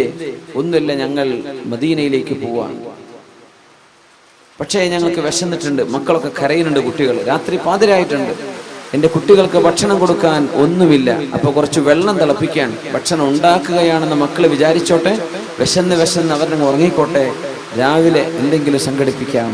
ഉമർ ഫാറൂഖ് റളിയല്ലാഹു അൻഹു വിഷമിച്ചപ്പോ എന്തെങ്കിലും പോകുന്നു ചോദിച്ചു. ഒന്നുമില്ല, ഞാൻ ഖലീഫ ഉമറിനെ കാണാൻ പോവാണ്. ആരെ ചോദിക്കണത്? ആരാ? ഉമർ റളിയല്ലാഹു അൻഹു. പറയുന്നത് ഖലീഫ ഉമറിനെ കാണാൻ പോകും. കേട്ടുപരിചയമുള്ള ആളായിരിക്കും. വേണ്ട, ആൾക്കാർ കേട്ടുപരിചയം കണ്ടുപരിചയം ഉണ്ടായില്ല. ഞാൻ കാണാൻ വേണ്ടി പോവാണ്, കുറച്ച് റേഷൻ കിട്ടണം, നിങ്ങൾ വളരെ പച്ചപ്പാവങ്ങളാ, എന്തെങ്കിലുമൊക്കെ മുസ്ലിമീങ്ങളുടെ ബൈത്തുൽ മാലിൽ നിന്ന്, മുസ്ലിമീങ്ങളുടെ ട്രഷറിയിൽ നിന്ന് എന്തെങ്കിലും കിട്ടുമോ എന്ന് നോക്കാൻ പോവുകയാണ്. ശരി, ആരാ? ടെന്റിൽ എന്റെ ഭാര്യ ഉണ്ട്. എന്തേ? അവർക്ക് പ്രസവ വേദന വന്നിട്ടുണ്ട്, പ്രസവിക്കാറായിട്ടുണ്ട്. അപ്പോ അതൊക്കെ കഴിയാൻ വേണ്ടി ഞങ്ങളൊന്ന് വിശ്രമിച്ചതാണ്. ആരാ ഉള്ളത്? ആരുമില്ല, അവൾ ഒറ്റയ്ക്കാണ്. ഞാൻ ഈ കുട്ടികളെ പുറത്ത് നോക്കുകയാണ്, അവൾ പ്രസവ വേദന അനുഭവിക്കുകയാണ് ഉള്ളിൽ. ഉമർ തങ്ങൾ പറഞ്ഞു, ഇവിടെ നിൽക്കിക്കട്ടെ, ഞാൻ ഇപ്പൊ വരാം, ഇപ്പോൾ വരാം. ഓടിച്ചെന്നു തന്റെ വീട്ടിലേക്ക്. ഉമറുൽ ഫാറൂഖ് റളിയല്ലാഹു തആല അൻഹു. അല്ലാഹുവിന് വേണ്ടി കർമ്മം ചെയ്യാൻ മുഅ്മിനെ, പടച്ചവന് വേണ്ടി ചെയ്യാൻ ഓടിച്ചെന്നു. അന്ന് ഉമർ തങ്ങളുടെ ഭാര്യയുണ്ട്, ഉമ്മു കുൽസൂം റളിയല്ലാഹു അൻഹ. അലി റളിയല്ലാഹു അൻഹുവിന്റെ മകൾ ഉമ്മു കുൽസൂം. നബി തങ്ങൾക്ക് മകളുണ്ട്, ഉമ്മു കുൽസൂം, മരിച്ചു, വഫാത്തായി. ഉസ്മാൻ തങ്ങളുടെ ഭാര്യയായിരുന്നു. അലി റളിയല്ലാഹു അൻഹുവിന്റെ ഒരു മകളുണ്ടായിരുന്നു. അലി തങ്ങൾക്ക് മറ്റൊരു ഭാര്യയിൽ ജനിച്ച മകൾ. അവരാണ് അന്ന് ഉമർ റളിയല്ലാഹു അൻഹുവിന്റെ ഭാര്യ ഉമ്മു കുൽസൂം. അവരോട് ചോദിച്ചു, ഉമ്മു കുൽസൂം, കാര്യമായ ഒരു പുണ്യം ചെയ്യാൻ ഒരു അവസരം ഉണ്ട്, നിങ്ങൾ ഉണ്ടോ എന്ന് ചോദിച്ചു. പാതിരാത്രി, നമ്മളൊക്കെ പാതിരാത്രി വന്ന വാതിലിനെ എങ്ങനെ തുറന്നുതരാ? പെണ്ണുങ്ങളൊക്കെ എന്തായിരിക്കും അവസ്ഥ? കയറി വരുന്ന നേരം കണ്ടോ? നിങ്ങൾ വേദം മണ്ണാൻ കെട്ടാന്ന് പറഞ്ഞ് പോയിട്ട് ഈ പാതിരാത്രിയാണ് വരുന്നത്, ഉറക്കെ സ്വീപ്പാക്കി എന്നൊക്കെ പറയില്ലേ പെണ്ണുങ്ങള്. ഉമ്മു കുൽസൂം വാതിൽ തുറന്നു കൊടുത്തു. പാതിരാത്രി ചോദിക്കാണ്, നിങ്ങൾക്ക് പുണ്യം കിട്ടുന്ന ഒരു കർമ്മമുണ്ട്, വരുന്നുണ്ടോ? ഞാൻ റെഡിയാണ്. എന്താണ് ആ ഭാര്യയും ആ ഭർത്താവും? ഞാൻ റെഡിയാണ്. എന്താണെന്നറിയോ ഉമ്മു കുൽസൂം? അവിടെ ഒരു യാത്രക്കാര് വന്നൊരു പെണ്ണ് പ്രസവിക്കാറായിട്ടുണ്ട്, അവൾക്ക് പ്രസവ ശുശ്രൂഷ ചെയ്യാൻ പറ്റുമോ? ആയിക്കോട്ടെ, ഞാൻ റെഡിയാണ്. ഞാൻ കുറച്ച് തുണി കഷ്ണം, ആവശ്യമുള്ള വെള്ളവും ഫുഡും കാര്യങ്ങളൊക്കെ എടുത്തേക്കും, ഞാൻ കുറച്ച് വിറകും ഗോതമ്പും ഞാൻ എടുക്കാം, നിങ്ങൾ സാധനം കൊടുത്ത് റെഡി ആയിക്കോളൂ. പാതിരാത്രി ഇങ്ങനത്തെ ഒരു കുടുംബം, നന്മയെ സ്നേഹിക്കുന്ന കുടുംബം, ഇസ്ലാം ലോകത്ത് എന്ത് ചെയ്തു എന്ന് ചോദിച്ചാൽ 23 കൊല്ലം കൊണ്ട് ഇസ്ലാം ഉണ്ടാക്കിയ സമൂഹത്തിന്റെ മനസ്സ് ഇതായിരുന്നു.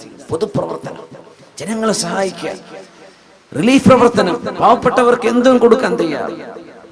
ഞാൻ റെഡിയാണ്. പാതിരാത്രി ഉറക്കത്തിന് എഴുന്നേറ്റിട്ടാ മഹദി പറഞ്ഞത്, ഉമ്മു കുൽസൂം റളിയല്ലാഹു അൻഹ, ഞാൻ റെഡിയാണ്. എന്നാ കയറിക്കോ. കുതിരപ്പുറത്ത് കയറി. ഉമർ തങ്ങൾ കുറച്ച് വിറകൊടുത്തു, ഗോതമ്പെടുത്തു. ഉമ്മു കുൽസൂം ആ പ്രസവത്തിന്റെ ആവശ്യമായ കാര്യങ്ങളൊക്കെ അവര്. ആരായി പോകുന്നത്? നമ്മൾ പ്രസിഡന്റിന്റെ ഭാര്യയെ ഫസ്റ്റ് ലേഡി എന്നാ പറയാ അല്ലെ, രാജ്യത്തിന്റെ പ്രഥമ വനിത. ആ പ്രഥമ വനിതയാണ് ഇപ്പൊ ഉമ്മു കുൽസൂം റളിയല്ലാഹു അൻഹ. ആരുടെ പ്രസവം എടുക്കാനായി പോകുന്നത്? ഏതോ ഒരു പെണ്ണിന്റെ, മുസ്ലിമത്താണ്, ഏതോ നാട്ടിൽ നിന്ന് വന്ന പെണ്ണ്. നമുക്ക് പ്രസവം എടുക്കണമെങ്കിൽ എന്തെല്ലാം ചെലവാണ് ഇപ്പോ. നമ്മുടെ പെണ്ണുങ്ങൾക്ക് പ്രസവം വലിയ ചെലവല്ലേ? പ്രസവിക്കാൻ നിൽക്കുന്ന പെണ്ണുങ്ങൾക്ക് വേറെ വേലക്കാരെ നിർത്തണം. ഒരു പണിയും ചെയ്യൂല, ഓർക്ക് ബാക്കിയുള്ളൊരു പണി ചെയ്ത് കൊടുക്കണം അല്ലെ. കുട്ടിനെ കുളിപ്പിക്കാനും ഭക്ഷണം പാകം ചെയ്യാൻ വൃത്തിയാക്കാനും അവരെ വിഷയമുണ്ടോ? എന്നാ സ്വിച്ചിട്ടല്ലേ, ആ സ്വിച്ച് പോലെ അവൾക്ക് ഇടാൻ വയ്യ. സുബ്ഹാനല്ലാഹ്. ആര്? അവൾക്ക് വയറ് നിറച്ച് പൈസ കൊടുക്കും വേണം, എല്ലാം ചെയ്തു കൊടുക്കണം. അവരങ്ങോട്ട് അതിഥിയായി കൊണ്ടുവന്ന പോലെ. അങ്ങനത്തെ പണിക്കാരെ എന്ന് കിട്ടാനുള്ളത് അല്ലേ? പണിക്കാരെ കൊണ്ടുവന്നിട്ടില്ലെങ്കിൽ ഭാര്യ വീട്ടുകാർക്കും ഭർത്താവിന്റെ വീട്ടുകാർക്കും മാനക്കേടല്ലേ? വിളിച്ചുകൊണ്ടുവരെ കിട്ടുന്ന കാശിന് അവരെ നിർത്തിയ പണിയൊക്കെ നമ്മൾ ചെയ്യണം. അവര് പേരിനൊരാൾ വന്നിട്ടുണ്ട്. ഇങ്ങനത്തെ കള്ളപ്പണി ചെയ്യുന്ന പണിക്കാരെന്നുള്ളത്. അന്ന് ഈ പണി ചെയ്യാൻ പോകുന്നത് ആരാ? ഉമർ റളിയല്ലാഹു അൻഹുവിന്റെ ഭാര്യ ഉമ്മു കുൽസൂം റളിയല്ലാഹു അൻഹ. പോയി, നിങ്ങൾ എന്ത് ചെയ്യാ? ഭക്ഷണം പാകം ചെയ്തോളി, ഗോതമ്പേ റൊട്ടി ഉണ്ടാക്കിക്കോളി, ഈ പെണ്ണിന്റെ വേണ്ട ശുശ്രൂഷ ഞാൻ ചെയ്തോളാം. ഞാൻ ടെന്റിനുള്ളിലേക്ക് പോയി. ഏതോ പാതിരാത്രി മരുഭൂമിയുടെ നടുവിലായി നടക്കുന്നത്. മരുഭൂമിന്റെ നടുവിൽ ടെന്റ് കെട്ടിയിട്ട്, അന്ന് യാത്രക്കാരെ ടെന്റ് കൊണ്ടാ നടക്കുക. എവിടെ ചെന്നാൽ താമസിക്കാൻ ടെന്റ്, അവരുടെ വീട് കൂടെ ഉണ്ടാവും. അതാണ് നൊമാഡ്സ്. രാത്രിയായി ഉമർ റളിയല്ലാഹു അൻഹു ചപ്പാത്തി ഉണ്ടാക്കാൻ തുടങ്ങുകയാണ്. ആര്? അമീറുൽ മുഅ്മിനീൻ കിസ്റും കൈസറും കേട്ടാൽ വിറക്കുന്ന മഹാൻ. ഉമർ തങ്ങളുടെ ജീവിതത്തിന്റെ വലിയൊരു ട്രാൻസ്ഫോർമേഷൻ ഉണ്ട്. ഉമർ തങ്ങളുടെ ഇസ്ലാമായി വന്ന ആദ്യകാലം, റസൂലുള്ളാഹി തങ്ങളുടെ കൂടെ ജീവിച്ച കാലത്തൊക്കെ ഭയങ്കര ഒരു ഹോട്ട് ടെമ്പേർഡാന്ന് വിചാരിക്കും. എന്ത് കണ്ടാലും നബിയെ വാളെടുത്ത് ഞാൻ തലവെട്ടിട്ടെന്ന് ചോദിക്കും. അതാണ് ഉമർ തങ്ങൾ ആദ്യകാലം. പക്ഷെ ഭരിക്കുന്ന കാലം, രണ്ടാമത്തെ സ്റ്റേജ്, ഉമർ തങ്ങൾ പച്ചപ്പാവായിരുന്നു, വളരെ പാവാണ്. അതുകൊണ്ടാ ഭാര്യ ചീത്ത പറഞ്ഞപ്പോഴൊക്കെ അങ്ങനെ കേട്ടിരുന്നത്. ഉമർ റളിയല്ലാഹു തആല പച്ചപ്പാവായിരുന്നു, പച്ചപ്പാവം. ഒരാൾ വന്ന് പരാതി പറയാൻ വേണ്ടി വന്നതാ. ഒരു ഭാര്യ വല്ലാണ്ട് ചീത്ത പറഞ്ഞിട്ടേ ഉമർ തങ്ങളെ വിളിച്ചിട്ടൊന്ന്, ഉമർ തങ്ങളെ ഉപദേശിച്ച ഭാര്യ നന്നാവെന്ന് വിചാരിച്ചിട്ട് വന്നതാ. സുബ്ഹാനല്ലാഹ്. അപ്പോ ഉമർ തങ്ങളോട് പരാതി പറയാൻ വേണ്ടി വന്നതാ. എന്ത് പരാതി? ഭാര്യനെ വല്ലാണ്ട് ചീത്ത പറയേണ്ട ഉമർ തങ്ങൾ, നിങ്ങൾ ഓളൊന്ന് ഉപദേശിക്കണം, നന്നാക്കണം. വന്നു നോക്കുമ്പോൾ ഉമർ തങ്ങളുടെ ഭാര്യ പൊരിഞ്ഞ ഡയലോഗ് ഇങ്ങോട്ട്. സുബ്ഹാനല്ലാഹ്. വാതിൽക്ക് മുട്ടിയിട്ട് വാതിൽ തുറക്കാൻ വേണ്ടി നിൽക്കുമ്പോ വാതിൽ തുറക്കണ കേൾക്കുന്നത് ഉമർ തങ്ങളെ ചീത്ത പറയണ വാക്കാ. അദ്ദേഹം പിന്നെ അവിടെ നിന്ന് ഇറങ്ങി പോകുന്നതാണ്. വാതിൽ ഉമർ തങ്ങൾ തുടങ്ങുമ്പോ ഇയാള് പുറത്തിറങ്ങി പോവുക. അല്ലല്ല, എന്തിപ്പോ പോണത്? ഞാൻ ചോദിക്കാം, പിടിച്ചിലും വലുത് എന്ന് പറഞ്ഞ പോലെ ഞാനൊരു കുഴപ്പമുണ്ടായിട്ട് വന്നത്, അതിന് വലിയ കുഴപ്പങ്ങളെ പുറക്കുണ്ടാകുമ്പോ നിങ്ങൾക്ക് ഇരിക്കുക, എന്താ കുഴപ്പമെന്ന് ചോദിച്ചു. അല്ല, എന്റെ പെണ്ണുങ്ങളെ നാവ് വല്ലാണ്ട് കൂടുതലാണ്. നിങ്ങളുടെ പെണ്ണുങ്ങൾ നോക്കുമ്പോ എന്റെ പെണ്ണ് ഇതിനേക്കാളൊക്കെ താഴെയാണ്. അത്ര എന്നാ ഇരിക്കേ. ഒന്നുമല്ല, ഇവര് നമ്മുടെ കുഞ്ഞുങ്ങളുടെ ഉമ്മമാരല്ലേ. ഇവരെ നമുക്ക് ഭക്ഷണം ഉണ്ടാക്കി തരുന്നില്ലേ? ഇവരെ നമ്മുടെ വസ്ത്രം അലക്കി തരുന്നില്ലേ? പിന്നെ നാവ് കുറച്ചു കൊടുക്കുക, അത് നമുക്ക് സഹിക്കാം. ഇതൊക്കെ പറയുന്നത് ഉമർ റളിയല്ലാഹു അൻഹുവിന്റെ രണ്ടാം ഘട്ടമാണ്. സുബ്ഹാനല്ലാഹ്. ഞാൻ പറയാറുണ്ട്, പെണ്ണുങ്ങൾ നിങ്ങൾ അങ്ങനെ ഭർത്താക്കന്മാരോട് നാവിടുക ചെയ്യലണ്ട. എന്തല്ല, ഭർത്താക്കന്മാർ ഉമർ തങ്ങളാവൂല. ഉമർ റളിയല്ലാഹുവിന്റെ സ്വഭാവമൊക്കെ ഉണ്ടാണ് ഭർത്താക്കന്മാരോട് ചെയ്തിട്ട് കാര്യമുള്ളൂ കേട്ടോ. വെറുതെ കുടുംബം കലക്കാൻ വേണ്ടി ഉസ്താദ് അത് അറിഞ്ഞെന്ന് പറയല്ലേ. നിങ്ങൾ അങ്ങനെയൊന്നും പറയാൻ നിൽക്കണ്ട. നിങ്ങൾ നല്ല പെണ്ണുങ്ങളായിട്ട് തന്നെ ജീവിക്കുക. നല്ല അച്ചടക്കമുള്ള, ഒതുക്കുള്ള, ശബ്ദം ഉയർത്തി സംസാരിക്കാത്ത, സ്നേഹമുള്ള പെണ്ണുങ്ങളായിട്ട് ജീവിക്കുക. അള്ളാഹു അനുഗ്രഹിക്കട്ടെ. ഉമർ തങ്ങളുടെ ലേറ്റർ ജീവിതം അങ്ങനെയാണ്. രണ്ടാം ഘട്ട ജീവിതം അങ്ങനെ ഭയങ്കര മൈൽഡാണ്, സോഫ്റ്റ് ആയിട്ടുണ്ട്. യാ അല്ലാഹ്, മഹാനായ ഉമർ തങ്ങൾ ചപ്പാത്തി ഉണ്ടാക്കാൻ തുടങ്ങി.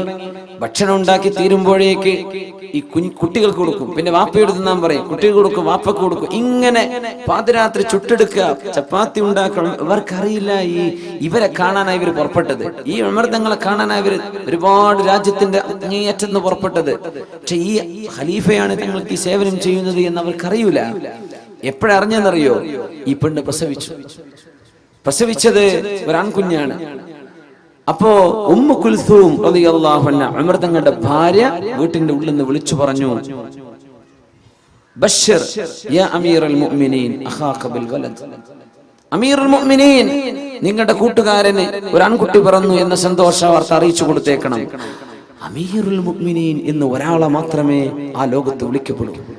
യാ അല്ലാഹ്, ഇത് അമീറുൽ മുഅ്മിനീനോ? ഇതാണോ അമീറുൽ മുഅ്മിനീൻ?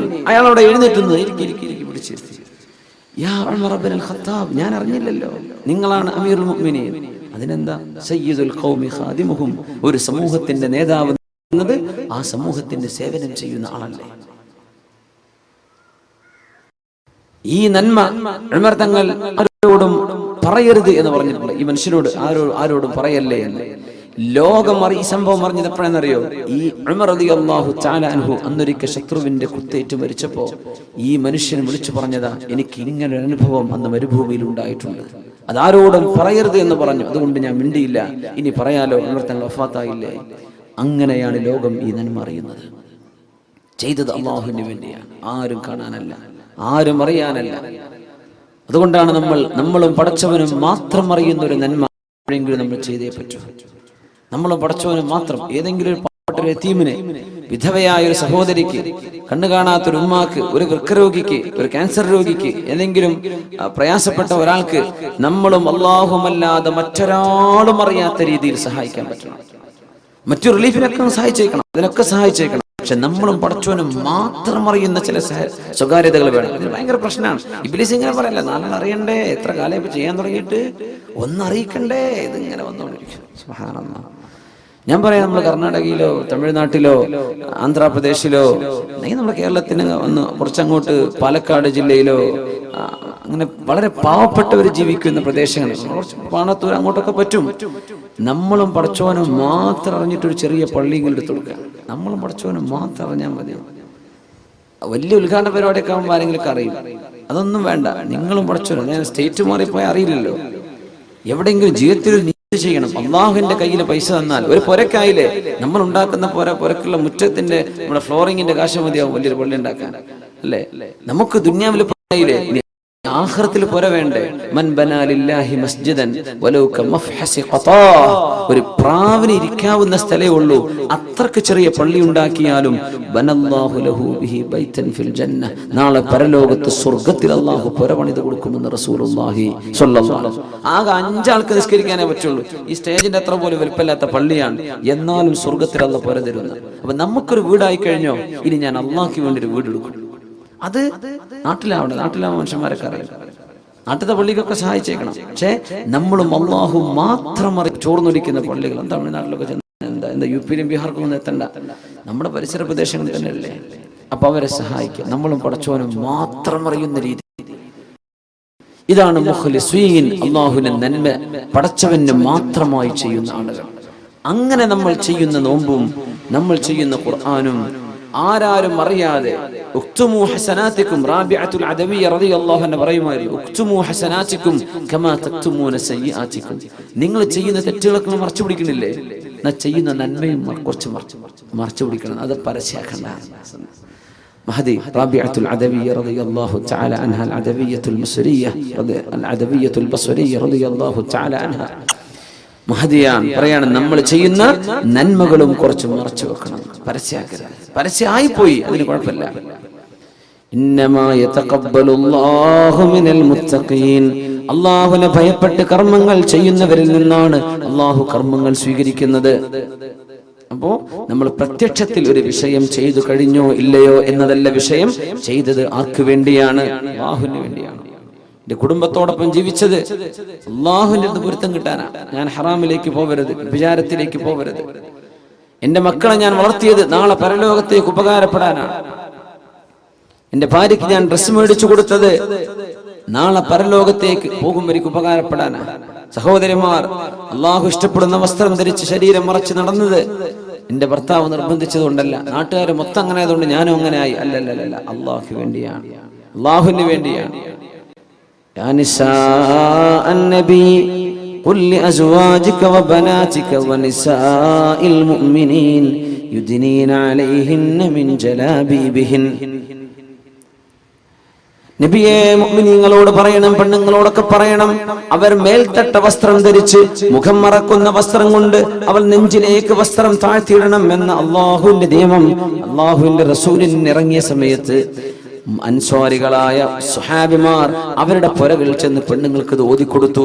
മുഖമക്കന ചെയ്യാനും മുഖം മറക്കാനും ശരീരത്തിൽ മുഖം മറക്കുന്ന വസ്ത്രം കൊണ്ട് നെഞ്ചിലേക്ക് വസ്ത്രം താഴ്ത്തിയിടണമെന്നും അള്ളാഹുവിന്റെ ആജ്ഞയുണ്ട് എന്ന് പറഞ്ഞപ്പോൾ മദീനക്കാരായ പെൺകുട്ടികളെല്ലാം പാകമായ ഒരു ഷാള് കിട്ടട്ടെ, എന്നാ പിന്നെ ഞാനൊരു മഫ്ത വാങ്ങട്ടെ എന്നൊന്നും കാത്തിരിക്കാതെ അവരവർ സൂക്ഷിച്ചു വെച്ച വസ്ത്രങ്ങൾ ചെല്ലുകയും ആ